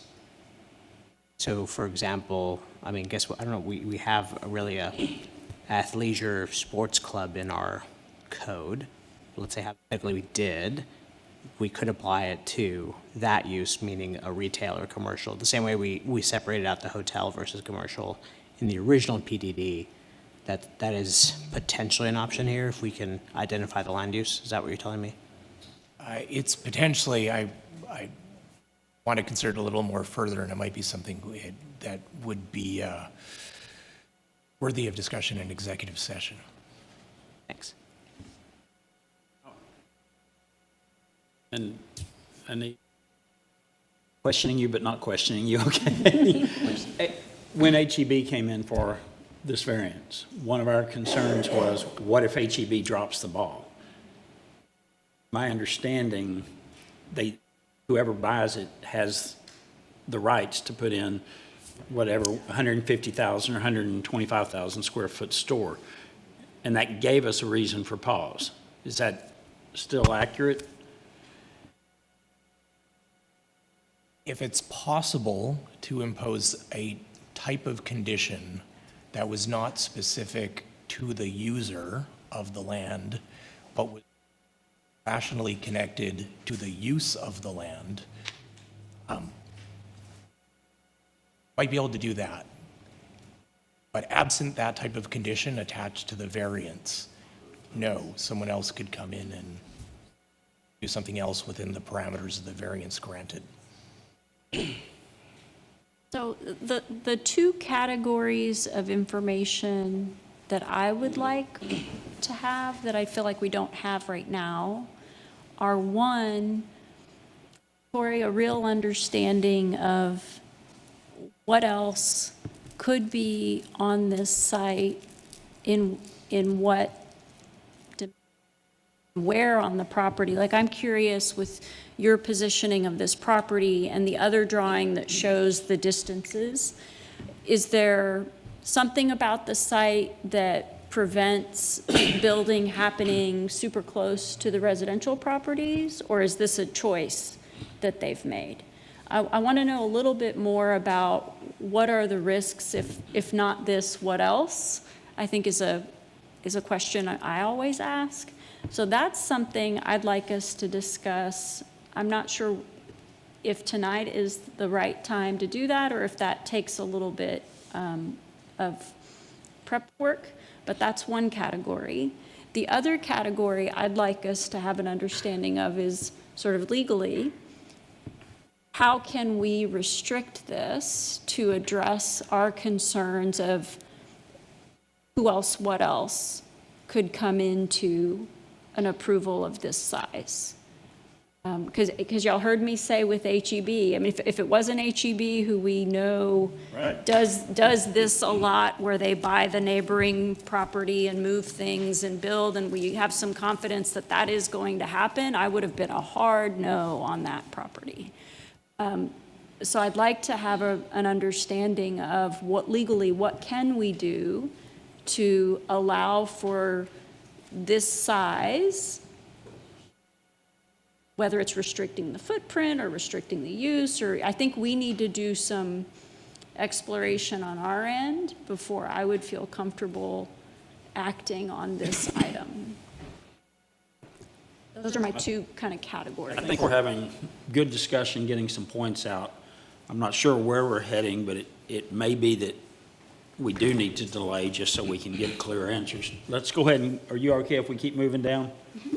I'll come back and be last. Travis, go ahead. I've just got some comments. I have a few things I need to ask about. The TIA, I don't like approving anything without seeing the TIA. The traffic in there, in and out, the accessibility, and the dangers are major concerns. Without a TIA, I have a hard time knowing what I'm looking at for the safety of the community.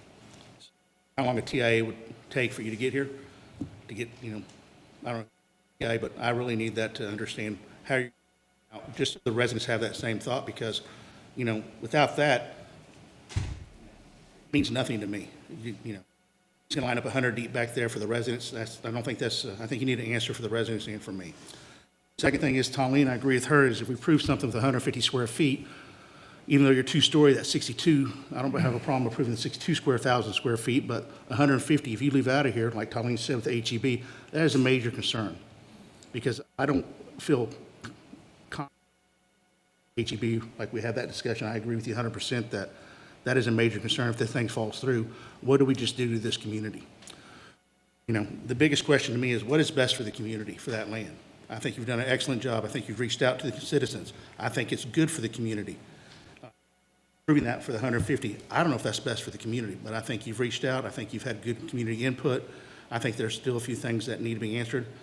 But I appreciate your presentation. I appreciate the setbacks, even though, you know, you throw 360 with that wall, probably 170-foot setback, and somebody could put it right against what the neighbors have. And the neighbors need to realize is, you know, it could be you or it could be something a whole bunch worse. So sometimes you have to realize it's a give and take. Is it perfect? Maybe not. But is it better than what it could be? You know, you're tossing a coin up. As residents there, it's a coin toss. If this falls through and somebody else comes through here, if we approve the 150, then we're in trouble. I think we all need to take that in consideration is it's a give and take. This isn't perfect. You know that, they know that, but what can people live with? And I appreciate you reaching out. I appreciate the residents giving you feedback.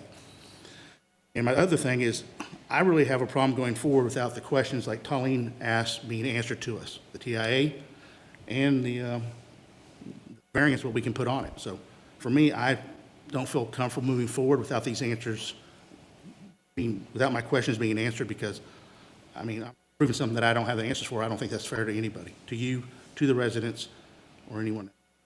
Those are just my comments. Yeah, I echo a lot of what's been said. I think the TIA having it in front of us is, we have to have it before we move forward. I mean, I live in the Kirby Springs subdivision. That strip, that turn lane right there is a nightmare. I'm surprised more accidents haven't happened. So it makes me, I'm glad you said that the turn lanes would be put in before you open. That gave me a little bit of relief, but I'm still worried about that whole strip of highway. And not that you have anything to do with it, but a TIA would make me, give me something more to look at. I do want to commend you on the work you've done with residents. I've been here 4 years, going on my 5th year. I haven't seen a developer do the kind of work you've done. So I really appreciate that. I think if we can get some of our questions answered with the legal stuff, we could probably move forward in the near future. But yeah, appreciate everything you've done so far. Drew, I don't have anything different to say. Honestly, I was sitting here thinking the same thing as she was speaking. I've been sitting here for 13 years. You're like a dream come true. I want to approve it tonight and be done with this thing and let you get on with your project. But I think Travis has got a good point. We really need that TIA to do justice to everybody, including ourselves. And I believe Colleen's right, too. We need some extra time. I'd like to make a motion to approve this till next month if I could, but if we're not ready for that, that's fine. I think we should hold off, at least until next meeting or next month so we can get some more answers, and hopefully your TIA will come in. Well, in case anybody was wondering, TIA is a traffic impact analysis. Yeah. Oh, go ahead. No, it's back to me. It gets to me real quick. I think we've got some great points brought up. Everybody agrees with that. We approve a 65,000 square foot footprint. And then whatever footprint, I don't care. What does this project, PDD 6, have for cover? And if by approving a 65,000 square foot footprint, did we suddenly shift to allow more density, more coverage somewhere else, and give it up? We're giving that up by letting them go vertical. We're going to generate even more profit or potential building pad sites, which will add even more traffic. How does that work? So is the question, how does this affect impervious cover, or what are the impervious cover restrictions? It's less impervious cover, obviously. Less impervious cover per square foot of gross Right. floor area. So right? if it's less impervious cover, they obviously have more pad sites. But this is a high-density use, so it will have a lot of parking taking up. But are there more building sites where there would be even additional parking, creating even more traffic than what could potentially be on this TIA, because it's not anticipating as many businesses as what could generate if they get more space to. Sure, and quite frankly, I can't speak to the details of the TIA. I'm just quite frankly not too familiar with it. I will say that the applicants, I think TIA engineer, their engineering team's here if you want details on that today. But that is information. If y'all choose to postpone, we can come back with some additional information there to see how this plan matches up with their current TIA. I'll pass. I'm comfortable. I think this is a good project, and I want to see it come to fruition. I do think some more time would help us get to that final thing. I do share the concerns about the TIA. I actually think the TIA is a good thing in the sense of, my guess is it probably will tell the developer, which isn't necessarily y'all. Y'all are probably a third of the overall TIA that's happening, but that there's probably going to have to be some pretty significant improvements to Canyonwood that, you know, I agree with our county, like that's kind of a terrible road. And if we actually can get improvements to it that we would have not otherwise been able to pay for either through city or county funds, that to me is still a win, but also understanding how this use impacts what those, you know, improvements might be, I think is an important part to the fact. The other thing I think is, you know, I appreciate the lighting and I appreciate the screening. One of the concerns I still think that I've heard has to do around the sound, which, you know, you know, I can hear the high school from my backyard, the marching band, and I love it, but I know that one of my neighbors does not love it. And I think that there's, you know, ways of doing it. And so, you know, I know like in one of your proposals, you asked us to consider not requiring the masonry wall on the outside. You know, to me, I would almost, you know, be willing to give you the horizontal wood screening or whatever if there was landscaping that essentially came above that. And so whether you had cypress or some other type of drought tolerant, whatever meets our code that gives you that height, I think that would help a lot with some of the sound so that it's not traveling over the neighborhood. And so, you know, I'm comfortable making a motion to postpone for time, I guess, date certain, is that would be the appropriate, I'm staring at Denise right now, July 1st, which would be our meeting 1 month from now.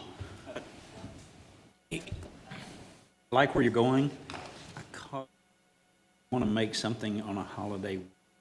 Sure. Right after. I mean, I'm going to blow up fireworks after the meeting either way, but I'm fine. I want to make sure we give people the opportunity to be here if they've got trips planned. What are the dates of our July meetings? 1st and 15th. Is it on the first? And so this is a Board of Adjustments item, so typically that would fall on the first Tuesday of the month. Yeah. There may be options to have a special called Board of Adjustments meeting, but. A special called one at the July 15th one? Okay. Your pleasure.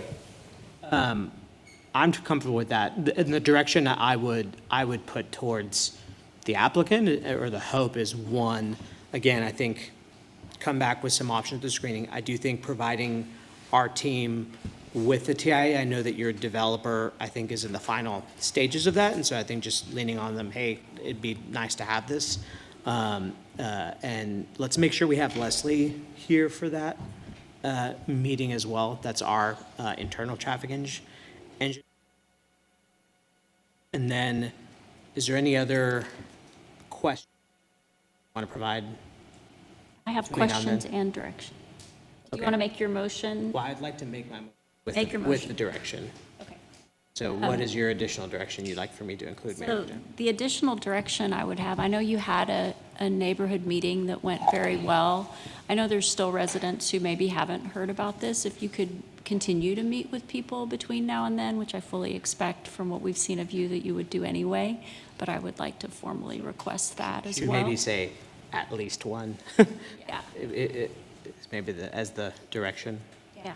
And then I have do you want to make your motion, or do you want me to ask my other question? I can make the motion, and then I think we can still have discussion after a second. Do it.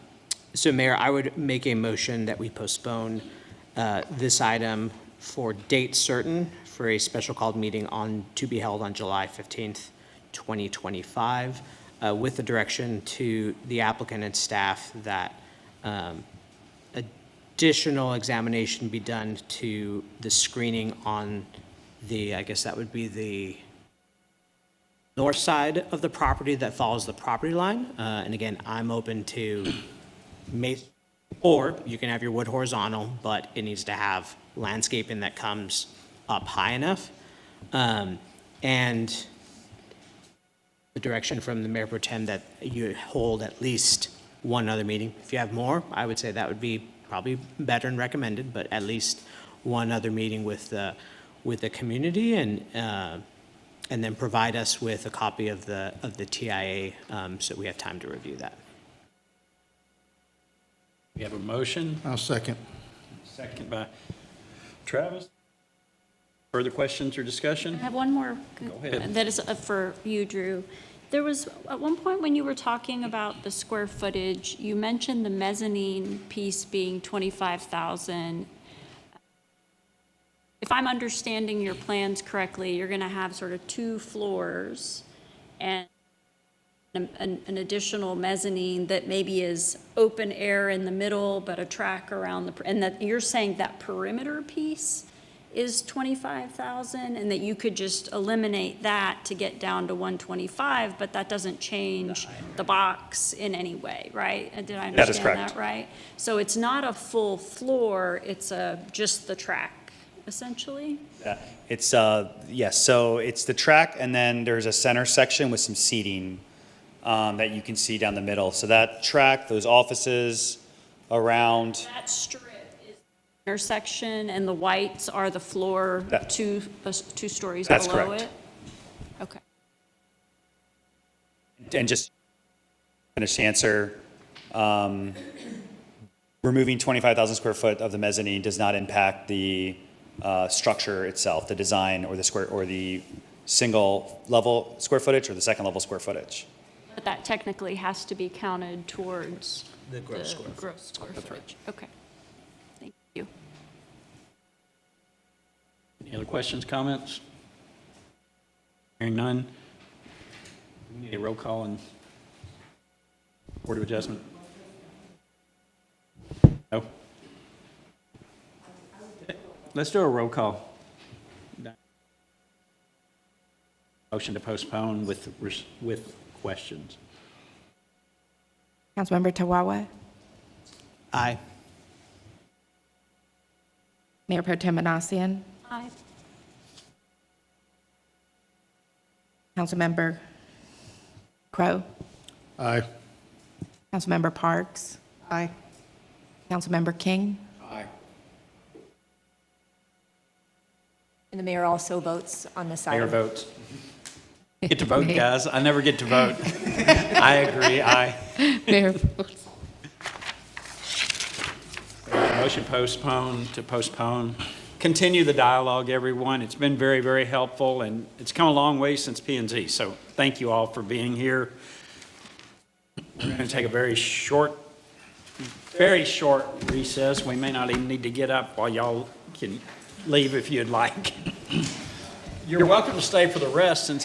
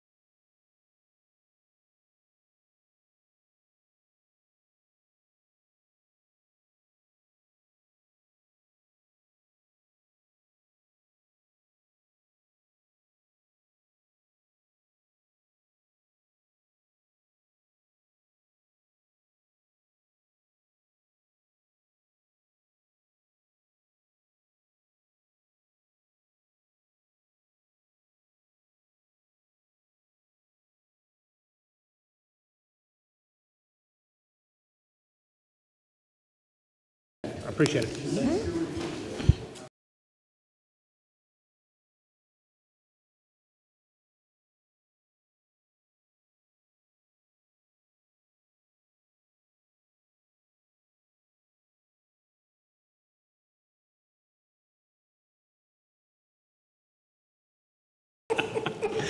Just call me Mark.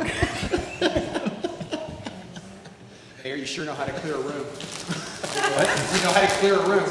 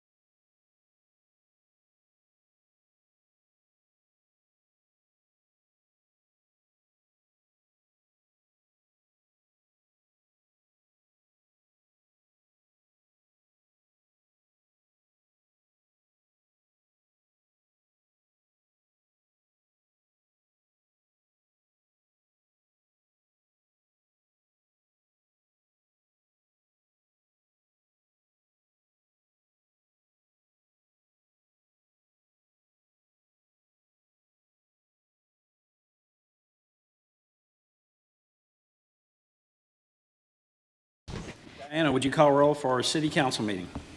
Mayor Foles. Present. Mayor Pro Tem Manassian. Here. Councilmember Tawawa. Here. Councilmember Crowe. Here. Councilmember Parks. Here. You have a quorum. Thank you. At this time, we'll open presentation of citizens. If there's any item that you would care to speak to the council, we will not be taking action. You're welcome to speak. You have 2 minutes. If an item's on the agenda later on and it has a public hearing, it may be better to speak at that time. Would anyone care to speak? Seeing and hearing no one, we'll close presentation of citizens. We are now on proclamations and presentations. Item number 2, a proclamation of the City of Dripping Springs proclaiming June 14th, 2025 as Rambo Lodge number 426 150th Anniversary Celebration Day in the City of Dripping Springs. Councilmember Crowe. Is anybody here from Rambo Lodge?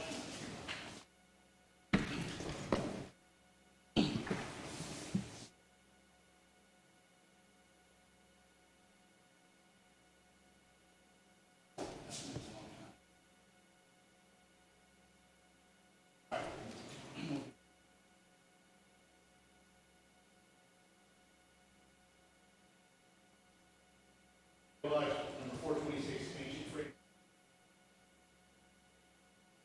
Moral integrity. And whereas for 150 years, Rambo Lodge upheld the timeless principles of brotherly love, belief, truth, hospitality, charitable work, civic engagement. And whereas the members of Rambo Lodge have contributed to the well-being of our community through philanthropy, education, and support of local charitable endeavors. And whereas the Lodge has played a vital role in shaping the moral and ethical fabric of our community, of our city, providing leadership and mentorship for generations of Masons and citizens alike. And whereas this milestone anniversary marks a historic achievement in the Lodge's legacy of service, unity, and commitment to the betterment of society. Now therefore be it proclaimed by the City of Dripping Springs Council, 1, that June 14th, 2025 shall be known as Rambo Lodge number 426 150th Anniversary Celebration Day in the City of Dripping Springs, Texas. And number 2, the City of Dripping Springs recognizes and congratulates Rambo Lodge 426 on its 150th anniversary and commends its members for their enduring dedication to the values of Freemasonry and the community.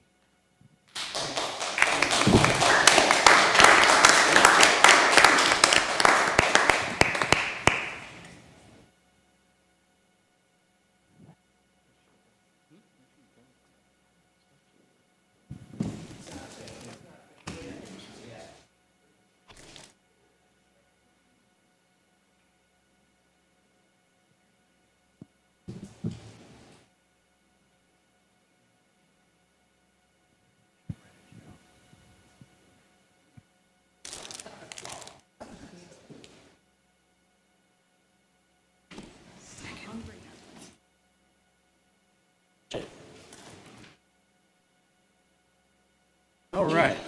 Moving on to consent agenda. Mayor, happy to make a motion. I did notice that there were subsequent changes made to our minutes, both on the May 20th and the May 6th. And as I've stated before, it's always a concern of mine when we make last-minute changes that are different from within the packet, and I don't think that that's fair or transparent to the citizens. And so I would ask that we pull items 3 and 4 and table them until the next meeting so that the public can have sufficient time to review them. And so I'd like to make a motion to, approve of the consent agenda only with items 5 and 6. I have a motion to approve items 5 and 6 on the consent agenda and to bring 3 and 4 back at a future council meeting. I'll second. Second. All those in favor? Aye. Aye. Opposed? Item passes. Business agenda. Discuss and consider approval of an agreement with the Texas Disposal Service for solid waste services. Thank you, Mayor and Council. We're over here now. You have a copy of the contract in the packet that was provided to Council. In there is also our staff report. Just a little bit of background. Beginning in January, the city began its RFP process for solid waste services and franchise agreement. We issued an RFP, received 3 applications. Texas Disposal System was the one presented to Council for recommendation to negotiate contract.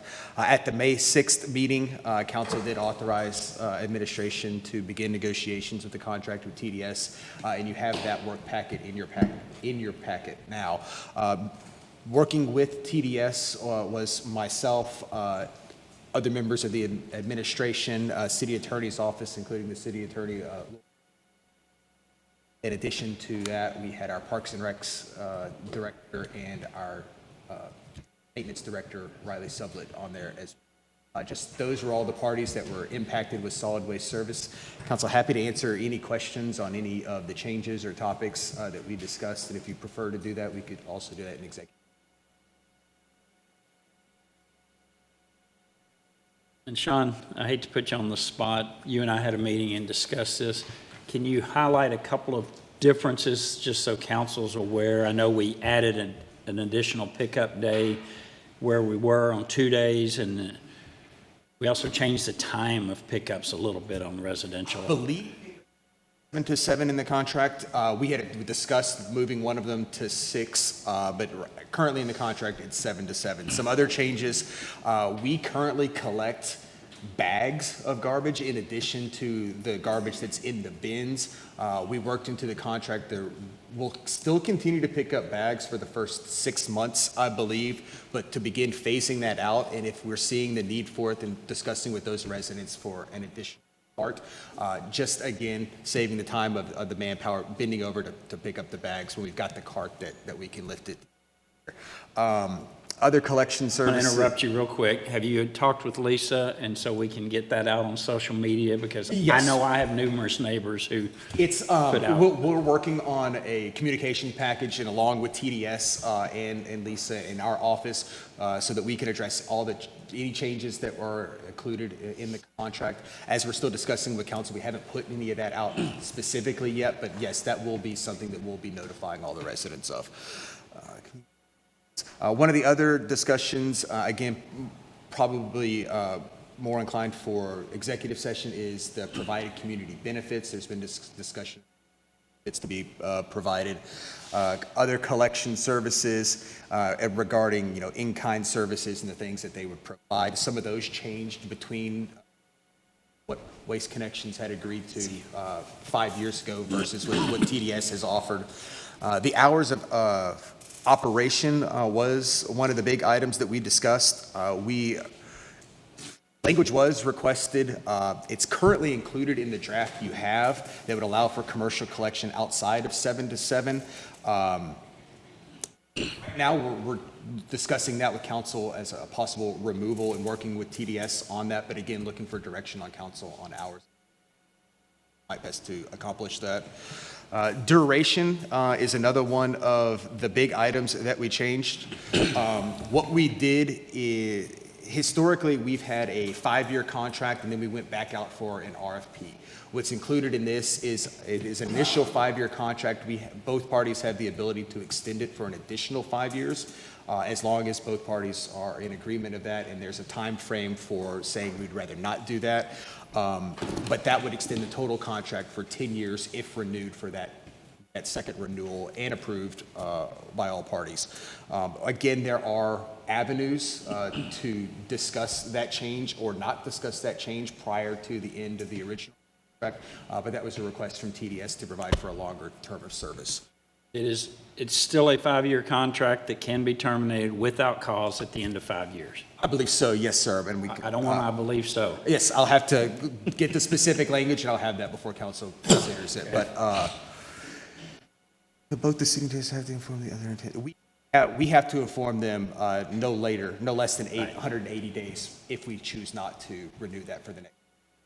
There is no auto-renew. There's no reason we would have to give. It's just if we've let them know within 180 days prior to the contract expiring that we won't be renewing, then we would start our RFP process and work with them on that. Additional language was included on modification of rates. Again, this is something we may want to discuss with council in executive contract pricing, but we did include language on there on how those rates could increase and what standards they might use to do that, and what council would need to agree to happen. And then the other language we included was language about licensing. The original version of the contract, as discussed, included language that if a driver from TDS was found to not have a proper CDL, that we could terminate the contract. TDS asked us to include language that termination wasn't the first step, and so we've included language that allows them a chance to remediate that and stay in good standing as long as the rest of the drivers have no issues. That would be something that we could come back with at a later date. But original version of the language said that we could just automatically cancel the contract. One driver that didn't have a proper CDL. They are going to work to make sure, of course, all their drivers have to have a CDL, but if something popped up, they didn't want to, for one bad egg, lose the whole. We included language that would allow us to remediate that. Sean, could you walk me through real quick the complaint differences between previous contracts and this one? So we included, we've had specific language in our contracts that we will be notified and who would be notified. So previous contracts said that if there was a complaint or even if there was a missed service, that administration would be notified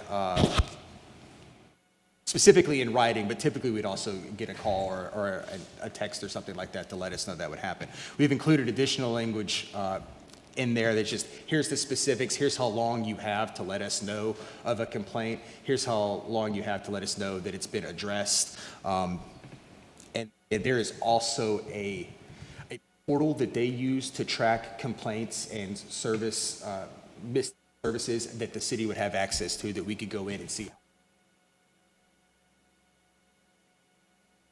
I hope did that answer the specific? Yes, no, and I do like the fact that I guess you'll have access to their dashboard so you can see that in real time. But yeah, I was especially curious about the notification because I do know that we have had past challenges about sometimes we wouldn't get notified for a week that something was missed or there was a delay service. So I just want to make sure that staff feels comfortable with the way the language is now, that you all will get that. Yes, 10 days, is that correct? So we've got to be notified within 10 days. I think the original contract with Waste Connections had a 24-hour notification period.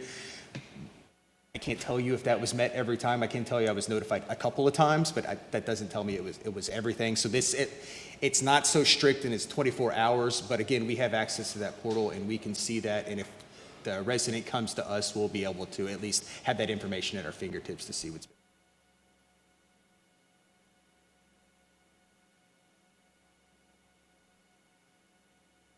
I'm fine. I guess we have some stuff we need to talk in executive session, so I'm fine. Maybe Mayor, if you want to move next one, and then we can pull all the executive session items at once. I I agree. I've got some questions for executive. Can we even go to 8 without operating on 7 first? I'm sorry, sir? Can we go to item 8 without operating on 7? Should wait. No, and not vote. really. I think they're kind of So built off each other. We're going to move 7 and 8 and move to number 9 and come back to it. Discuss of an agreement between the City of Dripping Springs and Rambo Lodge number 426, AF and AM, related to an easement agreement for the Stevenson parking lot.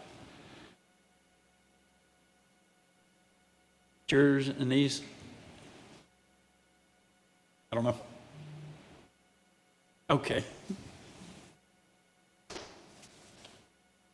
Presentation.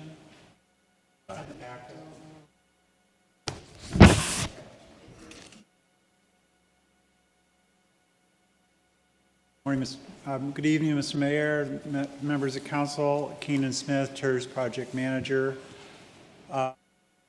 Is an agreement between the Rambo Lodge and the City of Dripping Springs for an easement to allow us to build the Stevenson parking lot project partially on their property. The existing property line goes right down the middle of the driveway, and it has since the beginning of Dripping Springs time. And packet is a presentation that shows the location of that easement, and the project is going to repair that driveway as part of the project. So we need this easement in order to do the parking lot project. Honestly, it just kind of codifies what's been going on that driveway for a long, long time, the shared use of it.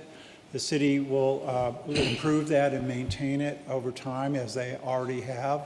And in exchange, the applicant, Rambo Lodge, will get use of the parking lot that we'll build for festivals and events one time a year.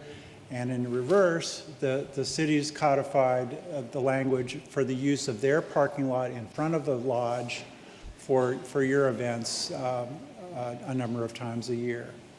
They do build potholes and do things in front of their parking lot, the area that the city already uses on a regular basis. And we're proposing to do that as part of the repaving for the parking lot. So in short, we need this to build our parking lot. It codifies what's already been going on for a long time. We've talked to Rambo Lodge, and they seem to be amenable. They'll have a meeting on it later this month.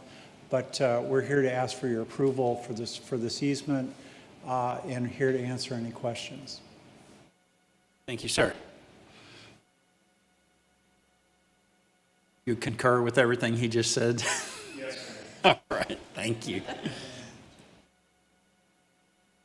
I feel like I should know the answer to the question I'm about to ask.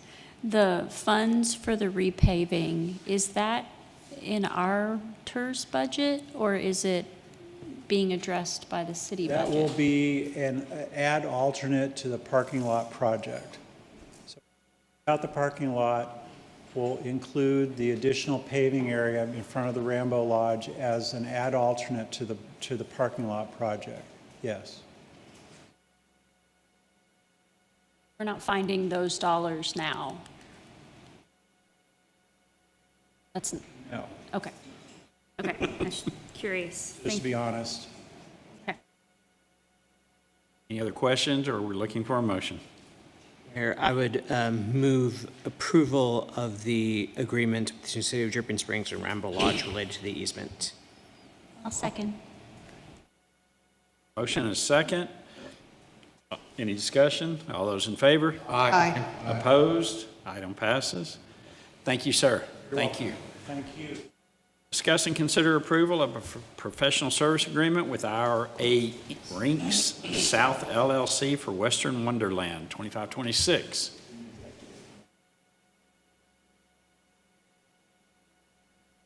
Good evening, Emily Nelson, Assistant Director of Parks and Community Services. So at our last council meeting, I went over the proposal for the ice rink for Western Wonderland, and I'm happy to answer any of those questions. But to save on time and everything, we did have the contract, and Nees drafted the contract, and that's in your packet. It only covers the rink itself. It doesn't cover for an ice slide or ice tech. So it's very specific to just the ice rink being built, and that we'll maintain it. Thank you. Of course. Council? I'll make a motion to approve this professional for Western Wonderland. I'll second. Motion is second. Any discussion? The mayor, I'll just add one thing. I just want to thank you, Lily, Emily and Lily, because Lily, it's her, or rather, she runs the park. Thank you both for working on this, and just want to say I'm looking forward to seeing how this event evolves this year, and hoping for lots of success. More importantly, lots of revenue and no expenses, lower expenses, preferably. And so, again, just thank you both for working on it. And yeah, with that, that concludes my comments, Mayor. Any other discussion? All those in favor? Aye. Aye. Opposed? Item passed. You. Discuss and consider approval of an interlocal agreement between Hayes County and the City of Dripping Springs for funding to establish and build park elements within the Old Fitzhugh Road project.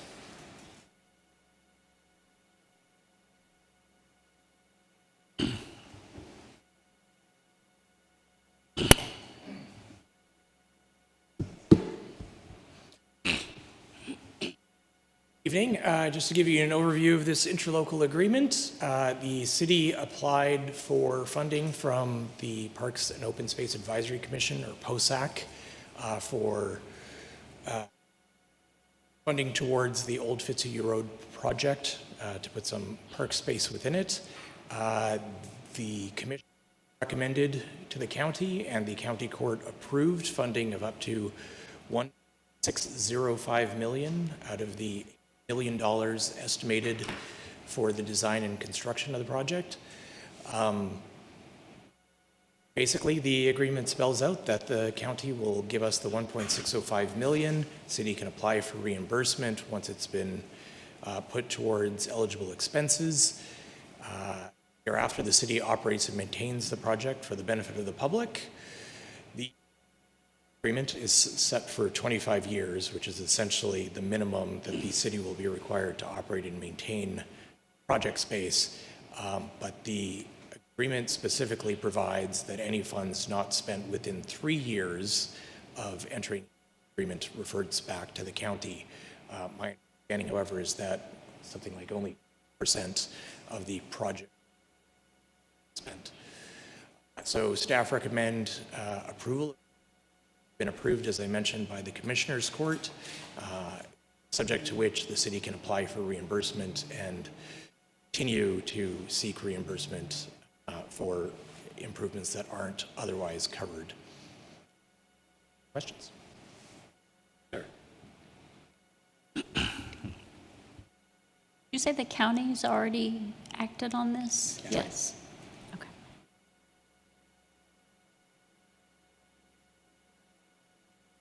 A motion to approve this, interlocal agreement with Hayes County for park elements. Second. Motion is second. Any discussion?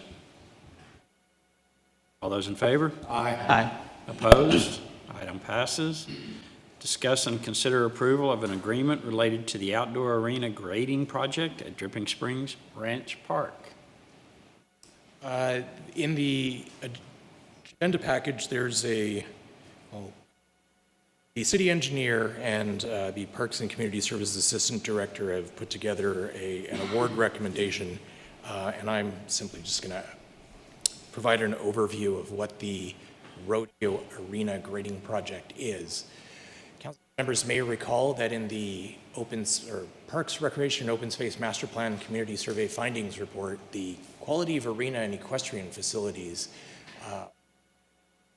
one that was sort of middle of the road in terms of public satisfaction. Apropos nothing at all, the city sought bids for the DSRP Rodeo Arena site grading, earthwork excavation, and embankment. We received 6 bid proposals. All of them were compliant. The low bidder was S&D Constructors. Their total bid amount is reduced somewhat by value engineering that the city together basically reducing the amount of fill, or actually eliminating the amount of fill hauled off of site and reusing it on site to amount to $191,346. The construction plans, excavation work is going to be done, and then where the outdoor arena will be placed out by.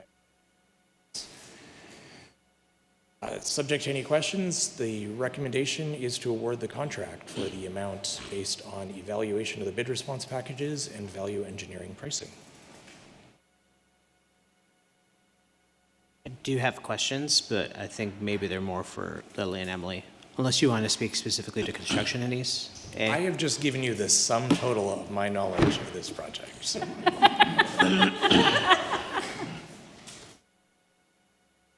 Hi, good evening, Council. Lily Sellers, Dripping Springs Ranch Park Manager. Hi, Lily. So, looking at the bid tab and without going into too much detail, my one question is specific to the value engineering, because as I look at it, between the 6 bidders that we had, I would say, 4 are fairly close or similar in pricing, and significantly more than we estimated.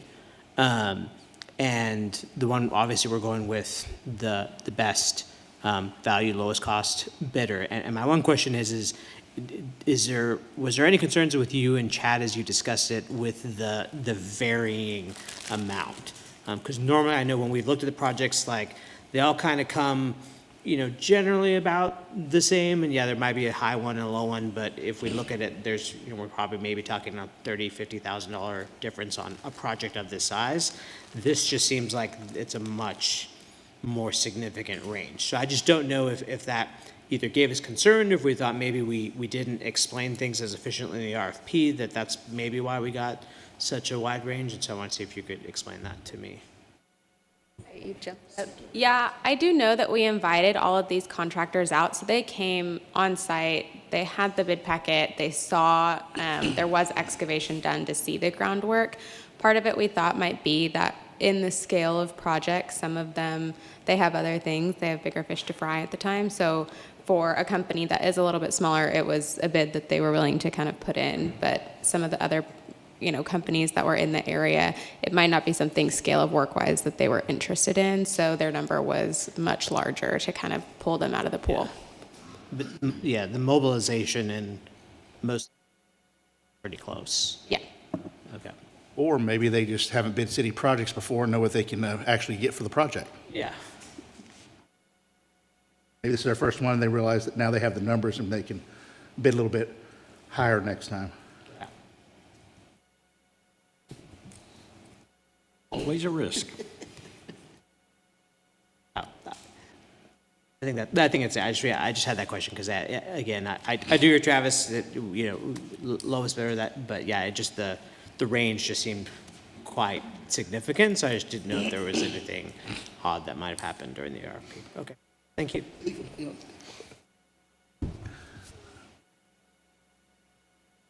But we did look at their history of other projects they've done, though. Correct. And they've Yep. performed in other projects because.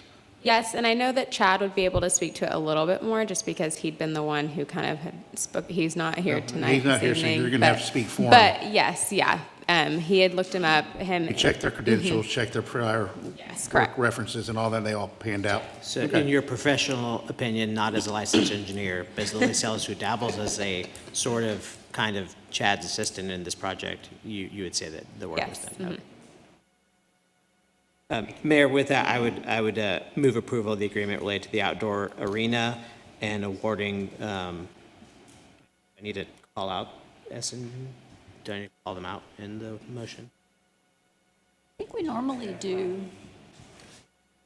Yeah, so I would move approval of the agreement related to the outdoor arena and awarding the project to the lowest bidder, which is S&D Construction.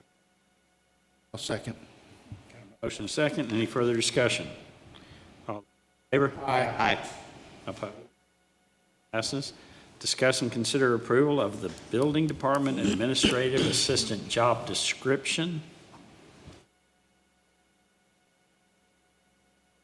Good evening, Mayor. Good evening, City Council. Shane Peebyhouse, building official. My staff report and the job description were included in the packet. I do not have slides, and I'm here to answer any questions that y'all have. Sent this to Deputy City Administrator Ginger Fott. She approved.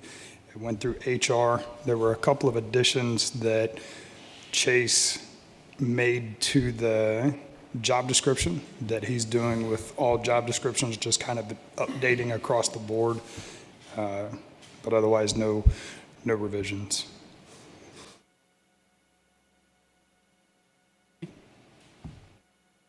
Good? Yes, sir. Council? Mayor, I would move approval of the Building Department Administrative Assistant job description. Motion by Jeffrey, Second. second by Sherry.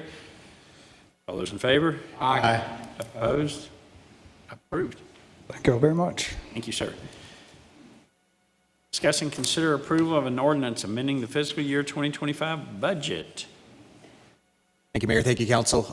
What you have before you is budget amendment number 4, which adds $200,000 in the utilities fund or development capital expenditures for land acquisition. Land acquisition is specific for easements related to Howard Ranch. Happy to answer any questions, or depending on the question, we may defer to.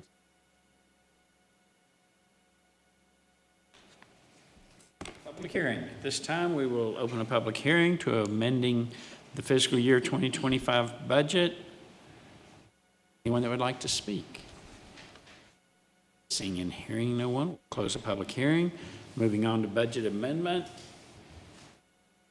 Mayor, I would move approval of the ordinance amending the fiscal year budget, approving budget amendment number 4. Second. Motion and a second. Any discussion? All those in favor? Aye. Opposed? Item passes. Need to go back to items 7 and 8. To executive? Are we going into executive? That's what I was thinking. I'll make a motion that we go into executive session under items, business agenda items 7 and 8, and closed session items 19 and 20 pursuant to 551071 consultation with attorney, 551072 deliberation regarding property. Second. Got a motion and a second by Travis. All those in favor? Aye. Opposed? We're in executive session. 8:29 will be. And we do have several items to cover. And we do anticipate, you're good to go. We do anticipate taking action. Yes, go in the back.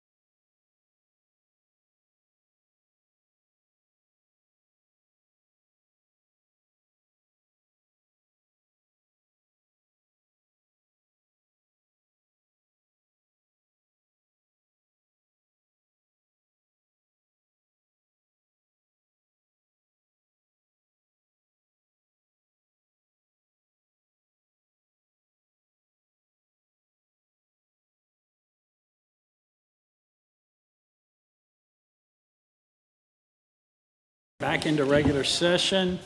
We are on item number 7. Just did this.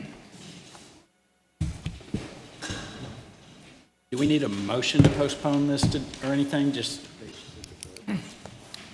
item 7 and 8? I think a motion to postpone would be. So, Mayor, I would move, and I'll pull them both. So I would move that we postpone items 7 and 8 to our next meeting, which I believe would be the 17th. No, 17th, yeah. We have provided direction to staff on the last few specifics. I think we're close, and I think we want everything to keep moving forward. And so we just want to make sure that the thing we're voting on is the final true agreement. And I think we're nearly there. So that would be the motion, Mayor. Do we have a second? And a second by Travis. Any discussion? They're right now explaining it. All those in favor? Aye. Opposed? Item passes. Feel like we need to reopen it. We're going to be here for a few minutes, so I'm not shutting you out, okay? Reports. First one is People Communications Department, budget year in review. May I ask a question first? Should I not be promoting, we were going to do a post tomorrow about the changeover. Is it okay to do a post tomorrow? Or should We we wait? anticipate approving a contract, Okay. so, and we're not looking at changing. Yeah, I would get with Sean on the specifics. Okay. Yeah. Thank you. Welcome. Thank you, City Council and Mayor. I'm Lisa Sullivan. I'm the People and Communications Director for the City of Dripping Springs, and I'm going to go over my report. Do I do this? Okay.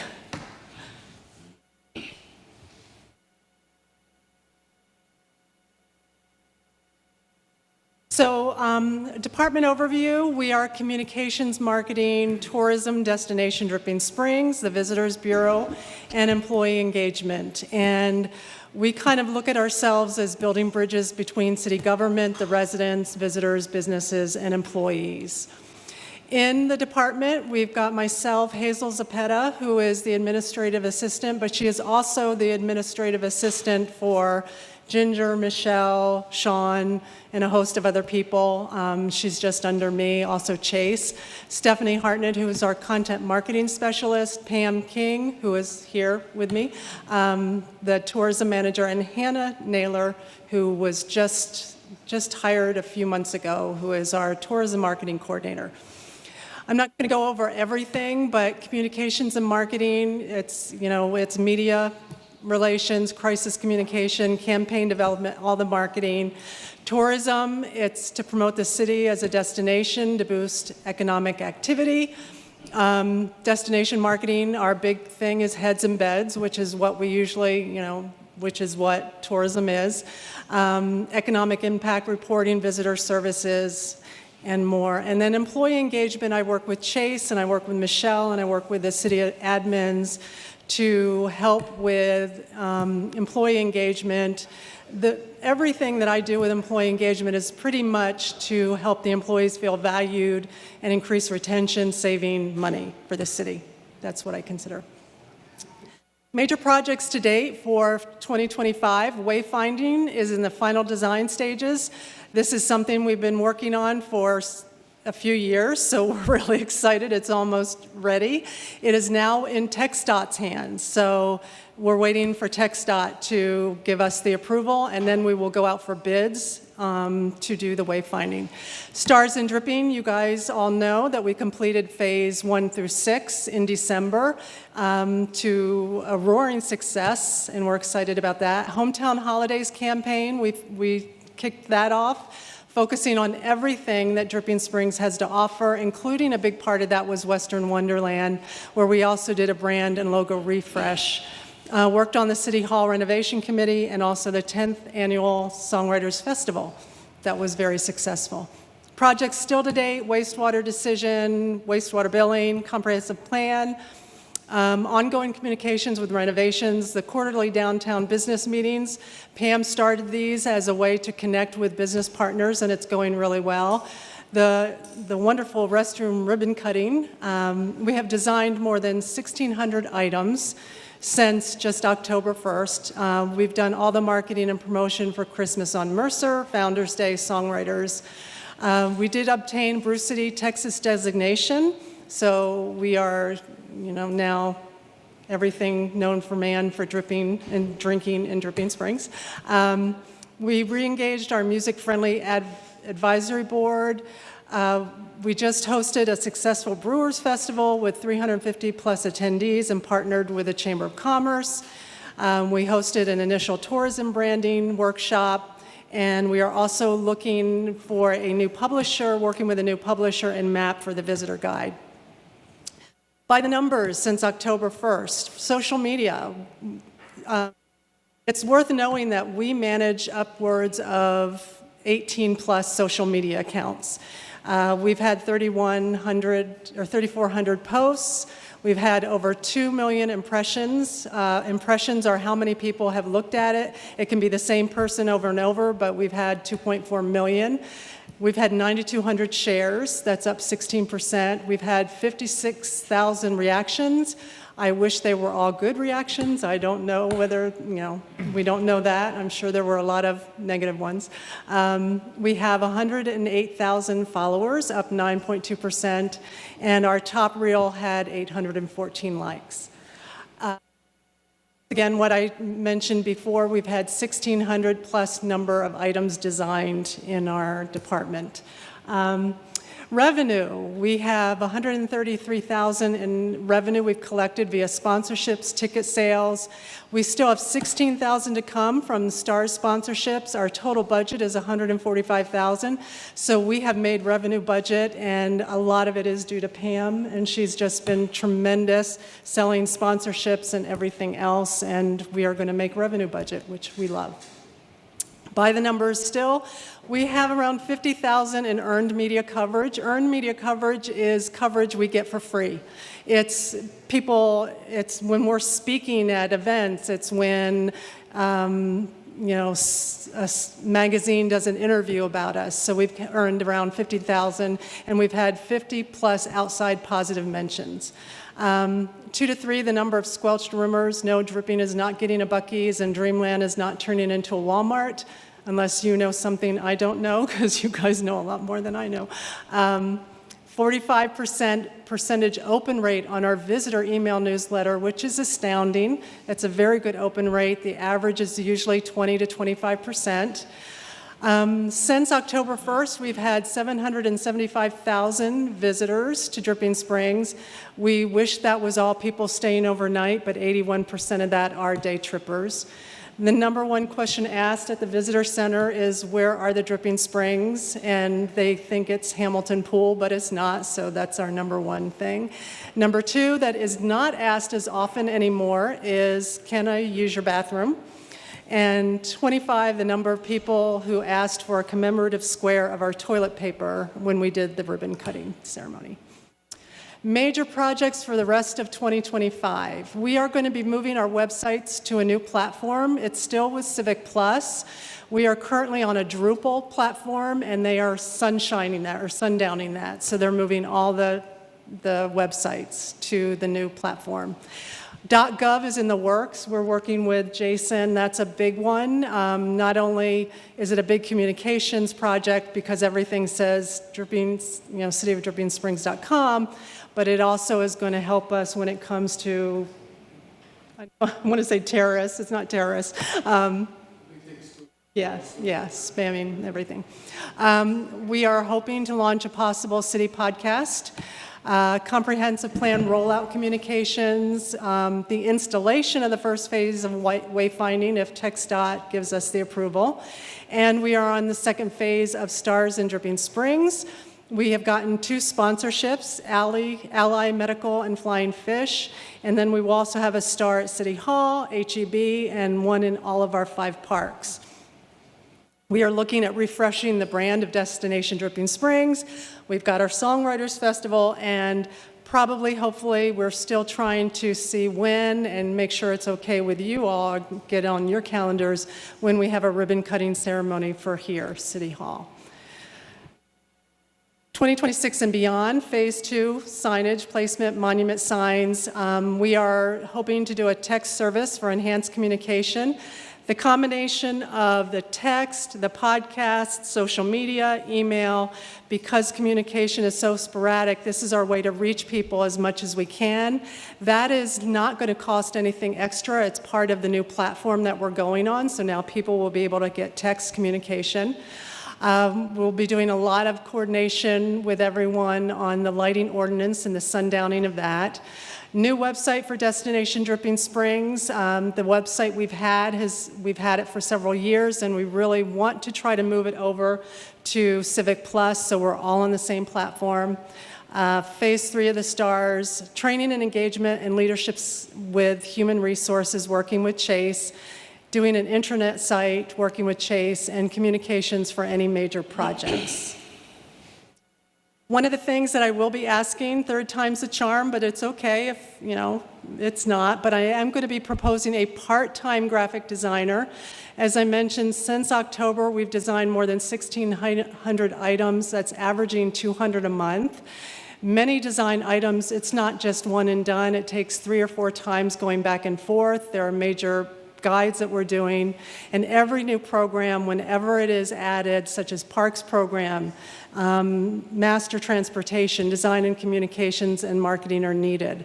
And by adding the part-time designer, it will free up time to focus on all communications and doing more video, especially working with Chase. He wants to do a lot more video recordings for training so that we don't have to do the same training over and over. So our goal is to do a lot more video, and again, video adding to that text, the communications, the press, and everything else.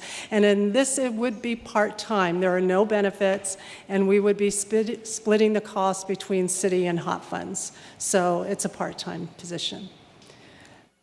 That's it in a nutshell, and I know you guys have had a long night. Any questions?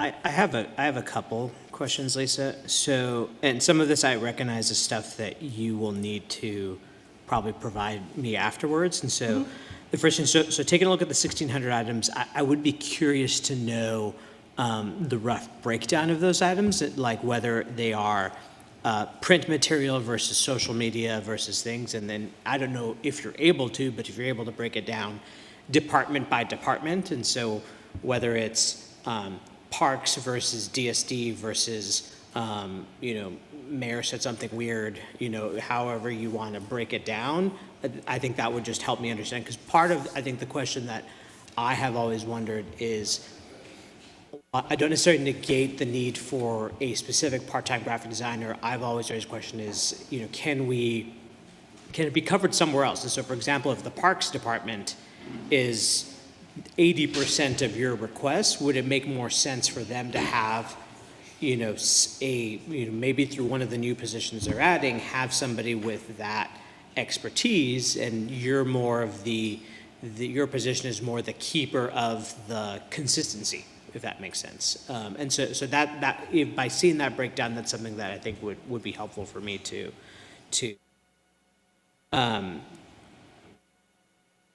And the other thing, so I know that in the tourism coordinator, they do some of the marketing, but it's only specific to that particular department. Can you walk me through, that's a full-time position that we have, correct? Oh, absolutely, yeah. So, it wouldn't make sense to necessarily have them take on some of, if we had other things to give them, that wouldn't be something we could look at potentially. If let's say we took away You mean like graphic Parks. design? Yes. They are doing graphic design. Okay. I'm doing graphic design, Stephanie is doing graphic design, and Hannah is doing graphic design. So we're all doing it's not just me doing 1,600 things. We're all doing it. So yes, we certainly can do more, but it's a lot. It's a lot. And I would, respectfully totally get it that if we're doing a lot for parks, I am kind of in belief that everything should come out of marketing so that everything is consistent. That's one of the reasons why we're doing so much, is because We don't just want someone going on Canva and not following. And sometimes, if it's under one umbrella, we work really closely with Andy. So a lot of it is parks, but a lot of it is everything we're doing. But you understand also too, I think when you started, we were probably 40 people, and now I think the last I saw, it's in the administration, I think we're almost 80. And my guess is in the next 10 years, we'll probably hit 100 or more. And so to me, we're long-term, from a practical standpoint, we probably are going to end up having probably 2 or 3 people doing graphic design housed within different departments. And so to me, it's how do we build the processes and procedures in place so that we do have the oversight and consistency, but also sort of acknowledging that it's also impractical to try to do it all within one. Because I also think there's things that are unique to Parks and Rec that, we may not understand versus like, Roman and Shane in development services, emergency management, they have a whole other weird set of communications type stuff. And to me, I'd much rather figure out what are the consistent things we need to make sure that they're doing so that they're empowered to do it within house. But that's why I think having the numbers, just so we kind of see who the highest users are, I think would be helpful. So you also, I saw in here, so the wayfinding sign has been sent to TxDOT for approval. Do you have an exact timeline on when, do you know when they were submitted? We don't know. It's up to TxDOT now. When were they submitted to TxDOT? Around a month ago. Okay. Yeah. Okay. We can ask Willie.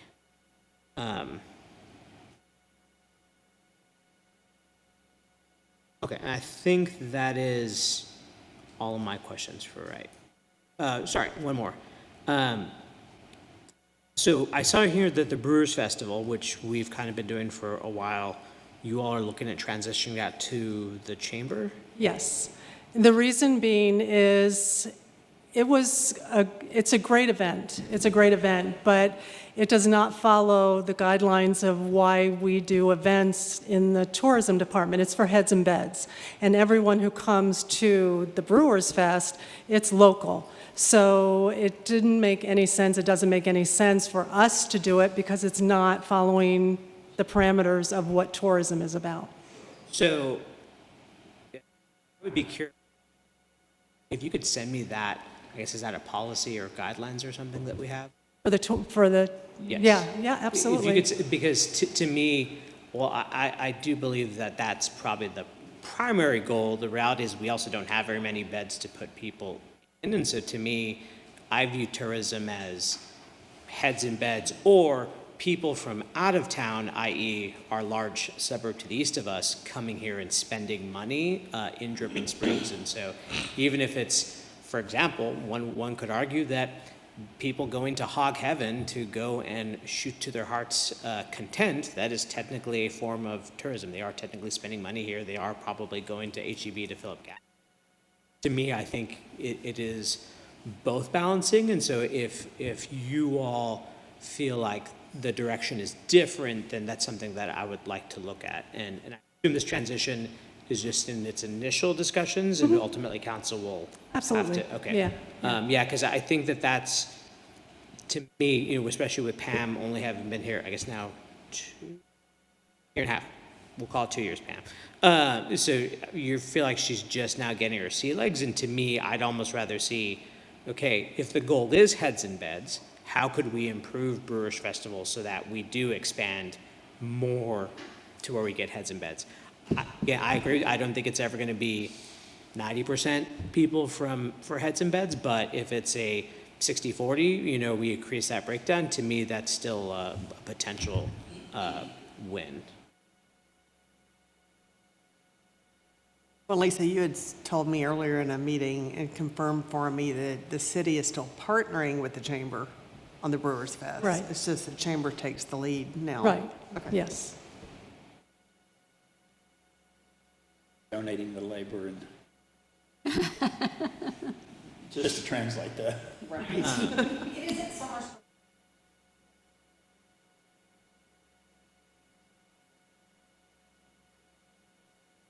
Yeah. Truly, Brewers Fest is not. No, but we don't minimize the labor that I know what Riley has to do to get ready for anything, so we do have a good bit of overtime and labor involved in this type thing, and I think that when you look at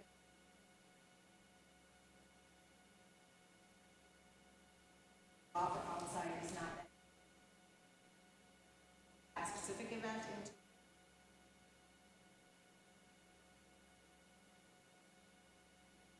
local draw and their ability to bring 500 to 700 people.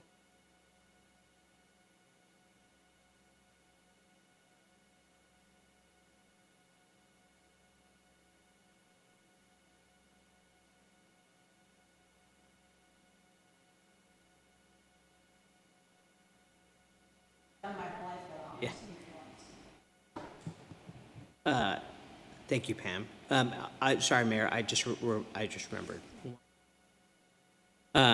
So I saw in here, City Hall Renovation Committee, I think you saw I had some questions around costs and stuff like that, and I just wanted to let you know that I do have some concerns about how some of the decisions were ultimately decided upon. You know, council, our role as an oversight organization, that's something that I think we all take very seriously, and I think I have a lot of questions still, and so I imagine there's going to be at least 2 items that will happen in the coming weeks that are going to put more oversight, but I would maybe be prepared that that's going to be part of the discussion, because I think there were some concerns that there were things that were left out from council oversight, and that's a concern that I have, that I want to make sure, even before we start talking budget, which is the goal of this report, that we have.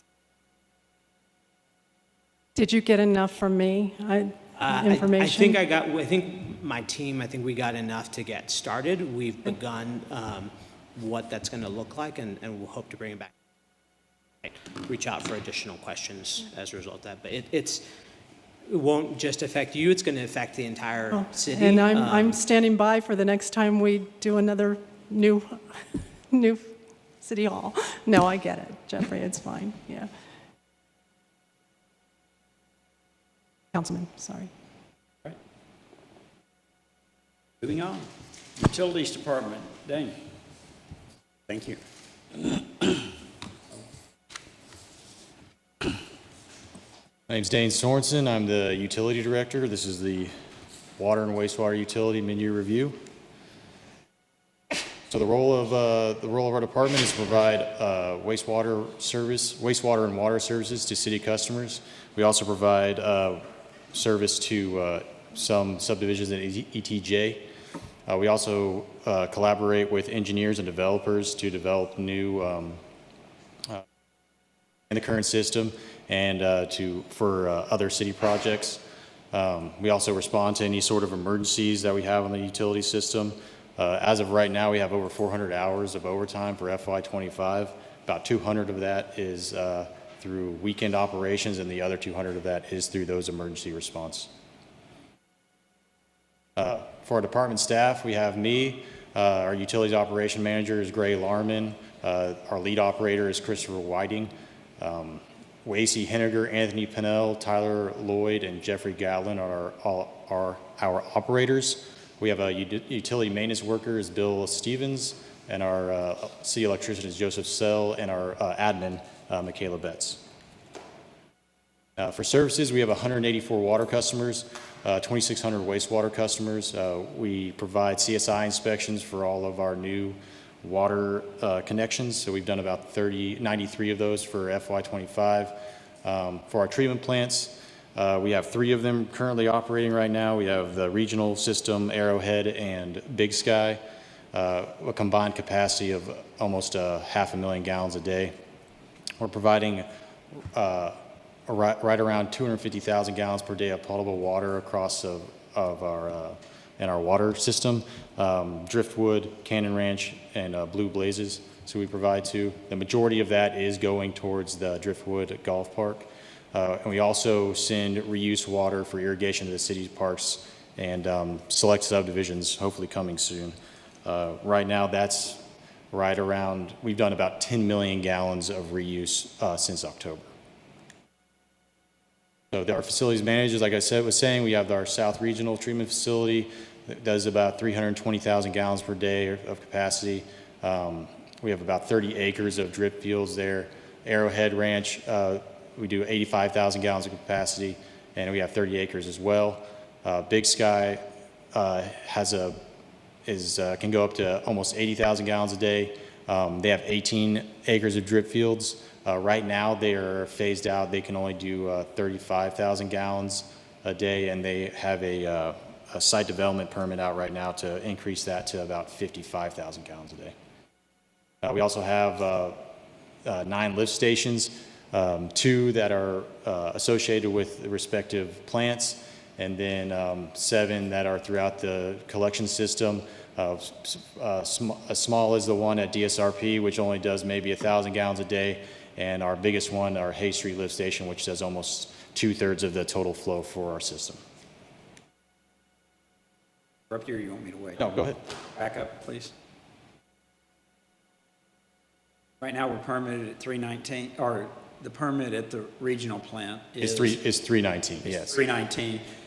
Just so everybody understands, we're treating what to, right, that plant? Right around, I think for the month of May, we did like 297 average. What does that mean for you as far as our permit? We're getting very, very close. Which requires? To build our new plant. ASAP. Yeah, as soon as possible. We're at 90%, so. 100, yeah, definitely. You're going to bust your permit before too long. Yeah, and yeah, probably, yeah. He has to sign his name to. I mean, as long as we're being open about it, I mean, it is what it is. I think the TCEQ probably sees that we're in a special situation. So, and they know that we do have these plans and that we are in the process of building a new facility. Yeah. TCEQ says you have to start design at 70. Design is 70 and construction at 90. Be under construction at 90. So we rolling as quick as we can. Right. Yeah. So we're actually we're finishing designs with Birches and Apple and Corolla right now. Bringing in Steve Kaczynski or Koretsky with Kanitsky. Sorry about that. With for the electrical engineering parts of it. Hopefully have that finalized by summer, and then we can go out to bid and perhaps be in construction by fall. How long does it take to construct that plant? 2 years. Yeah. Conservative 2 years. So. We will exceed the permit. TCEQ, as long, they do have a little sympathy because we have, well, go ahead. Well, usually how it works is if we'll be in violation, but since we're already in the process of fixing that, we're probably will be okay. Usually what happens is if you're in violation, TCEQ is going to fine you, and they're going to really take that money they're fining you with, give it back to you, and have you fix whatever problems you have. But we're already fixing those problems. So, Jane, I did want to point out, we are applying for 309 credit, which will help with some of that. I mean, we haven't gotten pushback on what we've applied for with that. So, our numbers. We're doing everything we can. And Dane's right. TCEQ is very aware of the situation that we're in. And, It's not TCEQ that I'm worried about. I'm worried about other people or entities seeing that we're hitting these flows. Could create.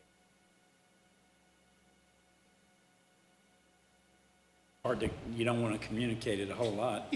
I don't think we necessarily have to communicate it. It's more, we are communicating it to the TCEQ, and it's public record at that point. So I don't think there's any provisions where we have to necessarily put it in the paper or anything like that. I can definitely reach out to TCEQ and see if that's something that we need to be doing. But we're not actually at that point yet, but just in the future, if that's what we have to be doing.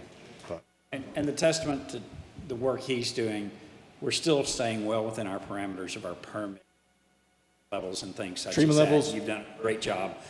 Even though we're bumping it, you're still able to keep it treated, and that's a great thing. That's why the TCEQ will probably work with us. Yeah, exactly. All right. No, you're good. For FY25 projects, we have the Arrowhead Drip Field expansion. That's taking that plant from being able to do that 55,000 gallons a day to the 85,000 gallons a day. We automated the reuse system that basically turned our reuse system into a pressurized system that can be utilized on demand. We upgraded our SCADA system to all our lift stations. You can kind of see it up there in the right-hand corner, top right-hand corner. That's kind of one of the pages that we have for our SCADA system. We can look at different variables such as our GST or our blower run times or anything like that. Howard Ranch Effluent Fill Station, we had to go back and there were some design issues with that, but I think we've been able to rectify all those and we can start moving forward with that. Driftwood Effluent Line, we're looking to see construction done by spring of 26. The Big Sky Wastewater Treatment Plant, we started that last Thursday, so that's up and operational. Pump and haul should be coming offline within a month or so. We're still working through some contingencies to make sure that they take it down correctly. You can see right there at the bottom right-hand corner, that's the Big Sky plant. Yes, sir? SCADA, do we have any problems with it? How many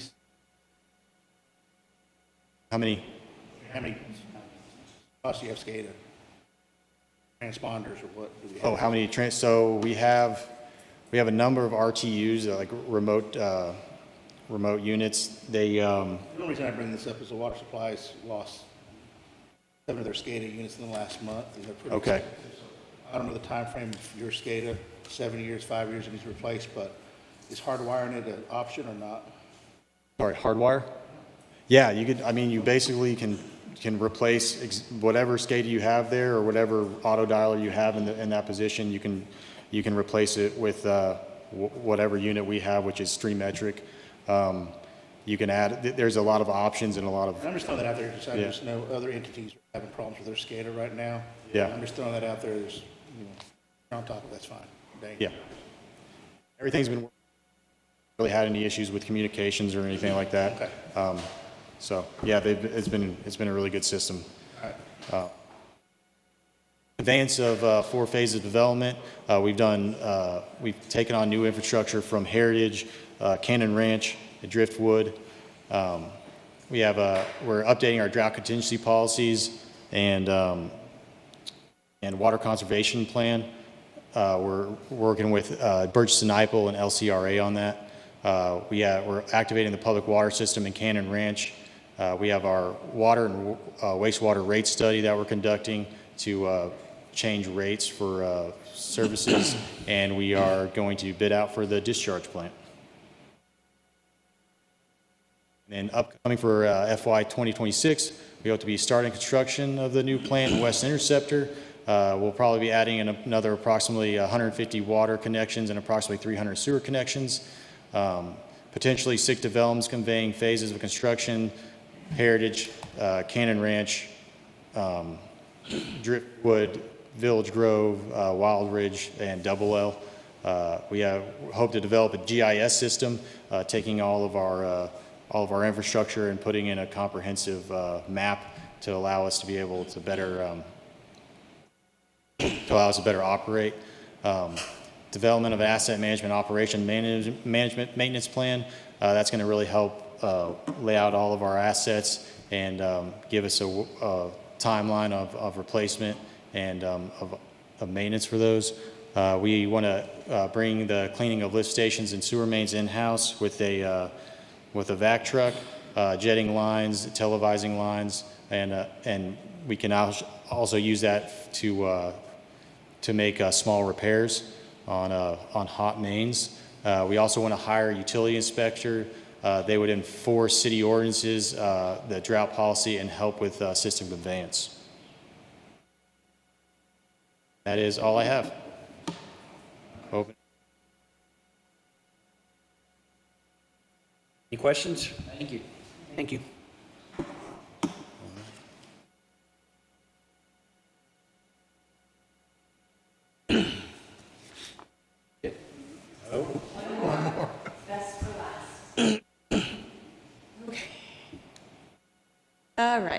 You're not going to make Sean and Ginger stand right next to you? They helped that's with what I thought. They helped with this. We all had a little bit in this.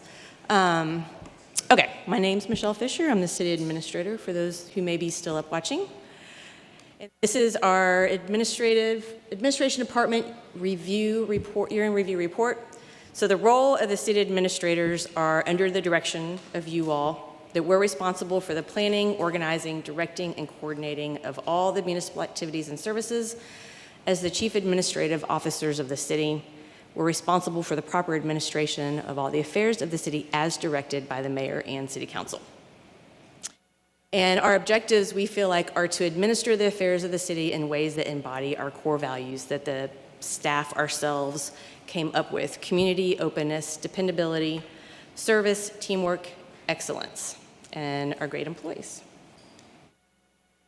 So this is an org chart of just the departments under each of us, and you can see, the departments that Ginger oversees and works real closely with, the ones I do, and the one that Sean's works real closely with. This is probably the vast majority of what we spend our time on is, kind of helping, mentoring, teaching, cheering on, problem solving, all the different departments that we work with. And there's actually a lot of cross work between all three of us and all the departments. There might be things in one of the departments that Sean oversees that Ginger can help with, and Ginger oversees that maybe is intersecting with a department I oversee. So we have a lot of involvement with each other and all those things.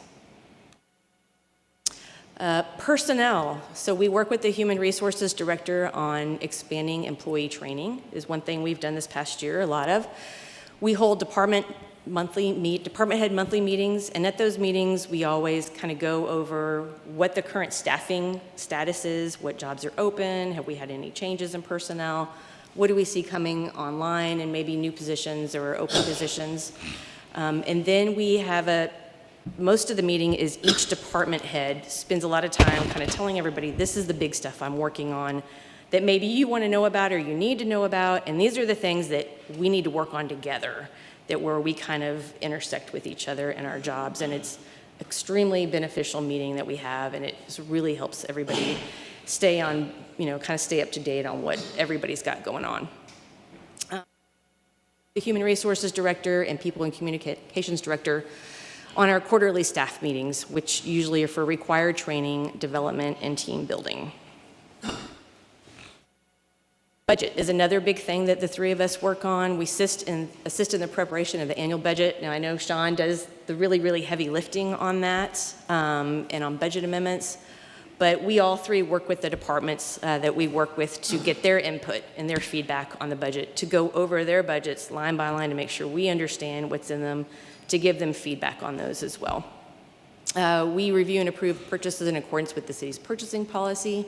So every single check that goes out the door or every single payment, two of the three of us have reviewed it, signed it, hopefully made sure that the people that got that to us complied with the purchasing policy before it got to us. And we assist with requests for bids, proposals, and qualifications. Meeting agendas and materials. This is another one I feel like we probably spend a lot of time on. We review and approve agenda items and materials for all the commission committees and boards. All of those, every agenda item eventually is going to make its way to one of the three of us to give the final approval on. And we work with Diana on preparing the agendas, reviewing the minutes, and preparing resolutions and ordinances. In March, I worked with Laura on revising our agenda submission policy, specifically for city council meeting agendas, so that we would get our agenda materials ready sooner, so we could get them to the mayor on Wednesdays instead of Thursdays. We could get hopefully everything in the packets, at least in draft form, on Wednesday, and just finalizing those things on Thursday. Also, we just kind of looking in the files, one of the three of us has looked at like I said, everything in the agenda. So that means we've reviewed 223 contracts, worked on 43 ordinances and 28 resolutions, and those are things that we work really closely with Anise and Laura on. And to date this year, we've worked on 86 executed contracts, a bunch in the works, 15 ordinances, and 15 resolutions to date. Another aspect, like I mentioned, is working on ordinances. A lot of times we work on performing research on ordinances or work with a department head who's got an idea on ordinance changes and researching those and working with them on ideas for that to improve ordinances, come up with new ordinances.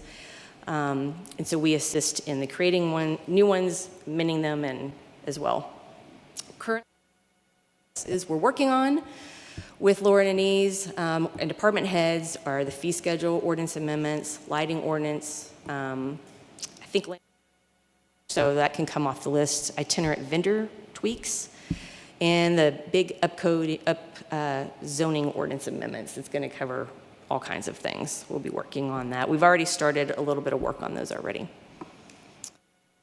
And then another part of our job is to make sure that we are carrying out the different master plans of the city. The ones we're currently working on are the comprehensive plan, as you know, updating the master parks, recreation, and open space plan, and we're going to need to update the TERS number 1 and 2 project plans and financing plan pretty soon because the TERS board has approved some new priority projects and elevated some to priority projects that weren't before. So we'll be working on that soon too.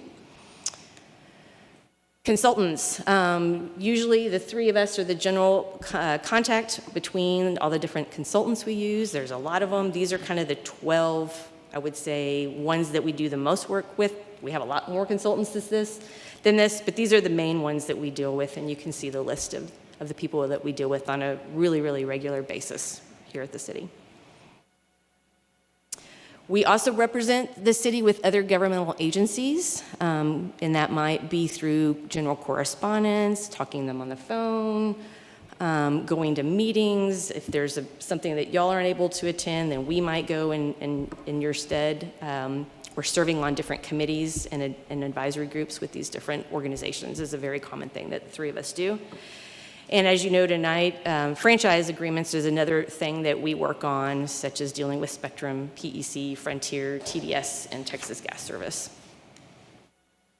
Future projects and goals, and this is just some of the ones that we have, because we kind of feel like all the goals that every department brought up, we want to have a little piece of an involvement in, but these were kind of some that we wanted to just feature that we know we'll be working on right now.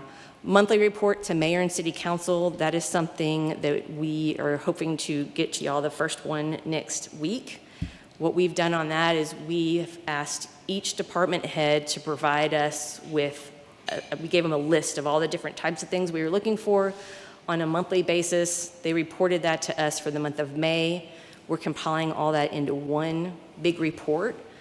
So this first one is going to be we're kind of trying to figure out what y'all really want to hear and not hear. So when you do get that, we'd love to get your feedback on, I don't need to know about this, or hey, I really want to know more about this, or I didn't see anything about this other agenda, these other items I'm interested in. Was there anything to report on that? So it might take a little tweaking, but we're going to really appreciate any feedback y'all can give us on the content of that first report when we get it to you next week, hopefully. Working with staff to prioritize the budget requests. As I mentioned, we've been going through with staff on all their budget proposals, and I think a big important thing that we've talked to the mayor about is prioritizing those budget requests and not just giving them to y'all and here they are. We need to work really hard on prioritizing what those are with our department heads. Always want to keep up, kind of up there and not forget future city hall. Where's that going to go? What can we do to keep that on y'all's minds? We'll be looking at our space needs assessment, especially after we've, brought new people into this building and created new spaces, and see if we need to update that for potential future city hall. Always want to work with staff to improve customer service. We've got some ideas from department heads that they've been looking at, and we're trying to work on. The wastewater expansion project, of course, is going to be a big one for Ginger. Construction of the maintenance facility, Old Fitzhugh Road project, utility, wastewater CIP, the development code rewrite, Stevenson building and downtown parking lot construction, We're really excited to be working with Chase on implementing an employee safety program. That's something new that he's working on with us. So you'll probably be hearing about that a little bit more. Rathgaber Natural Resource Park, Phase 1, is the next thing with that park that we're hoping to get to work on in the next year. And then the planning for and informing and assisting property owners on lighting ordinance sunset provision, and how we're working right now with Lisa and Shane and his staff on how we're going to do that and how we're going to roll that out. That is it. Do y'all have any questions? I have a few questions. Could you go back to the future of goals one real quick for me, Michelle? So one thing, so on the monthly report, the one, I don't speak for the rest of the dais, but it sounds crazy. I literally try to read everything that you all produce. I can't always retain it, but to me, I think I would view the monthly report as, I'd almost rather it be too big, because to me, that's sort of my trigger of, hey, well, I have more questions about that, so let me get with Shane and ask him more questions about that thing, or let me get with Andy and ask him more questions about it. So it's more so, I think the goal of the report, I think, would be to take us and get us involved earlier, where that input, or even just us being aware of what the thing is, might be more helpful. And so I almost think you can't put enough too much in there. And it just may be figuring out, when is something cooked enough that it makes sense to go in there. I will reiterate, because you and I talked about this the other day, I think you all continuing to work on that prioritizing, I think, is really critical. I have made it very clear I have not been a happy camper the last few budget cycles where we've had to not have those prioritized requests, and I have no problem being the slashing budget fiscal hawk, but again, in that instance, whole departments may just disappear, and that's not really probably the best way we should be running things. And so I think we do look to you all as the management of helping us figure out, well, here's, where we actually really need something versus not needing something. And I think if we're having to really figure it out here, that's a worst case scenario. And you should be maybe saying, hey, we think these two are maybe about the same. What do you think? Or, that's a different conversation than what we've had in the past. The one thing I would say too is we've grown a lot in the time that I've been on the dais, and I think with every passing year, I think I grow increasingly as to how our processes and procedures as we continue to grow. Things are obviously going to fall through the cracks, and it happens, but I think it concerns me that we keep dropping the ball on little things that, to me, it makes me raise the question, what are the big things that maybe we as council, from an oversight perspective, aren't really seeing? And so, like, example I would use is, I still think that the agendas, we can still keep improving those. I know I'm probably the only council member that knows this, but there was a difference in the PowerPoint presentation for the Dripping Springs Sports Club in what was in the packet here versus what the packet that was posted today. You saw what I did to the minutes because, again, they were posted differently. And when we're doing an agenda, that should pretty much be, in my cooked, ready for council's decision and input. And if we're missing simple things like just the notations of the votes, like that's really concerning to me. And again, as we continue to expand, the question I ask is, okay, when we get, $30, $40 million and 150 employees, and we're all scattered between 3 or 4 different buildings, how does this multiply and look in other things? And so, I don't know what that looks like between the 3 of you all, but I think the thing that I would hope you all would keep looking at is how you can try to prevent those things from happening and work together so that those don't happen as frequently. That I think is a growing concern, and having worked with other large cities, it's a big problem everywhere, but to me, I think we're still early enough that if we build the right things in place, we can maybe plan.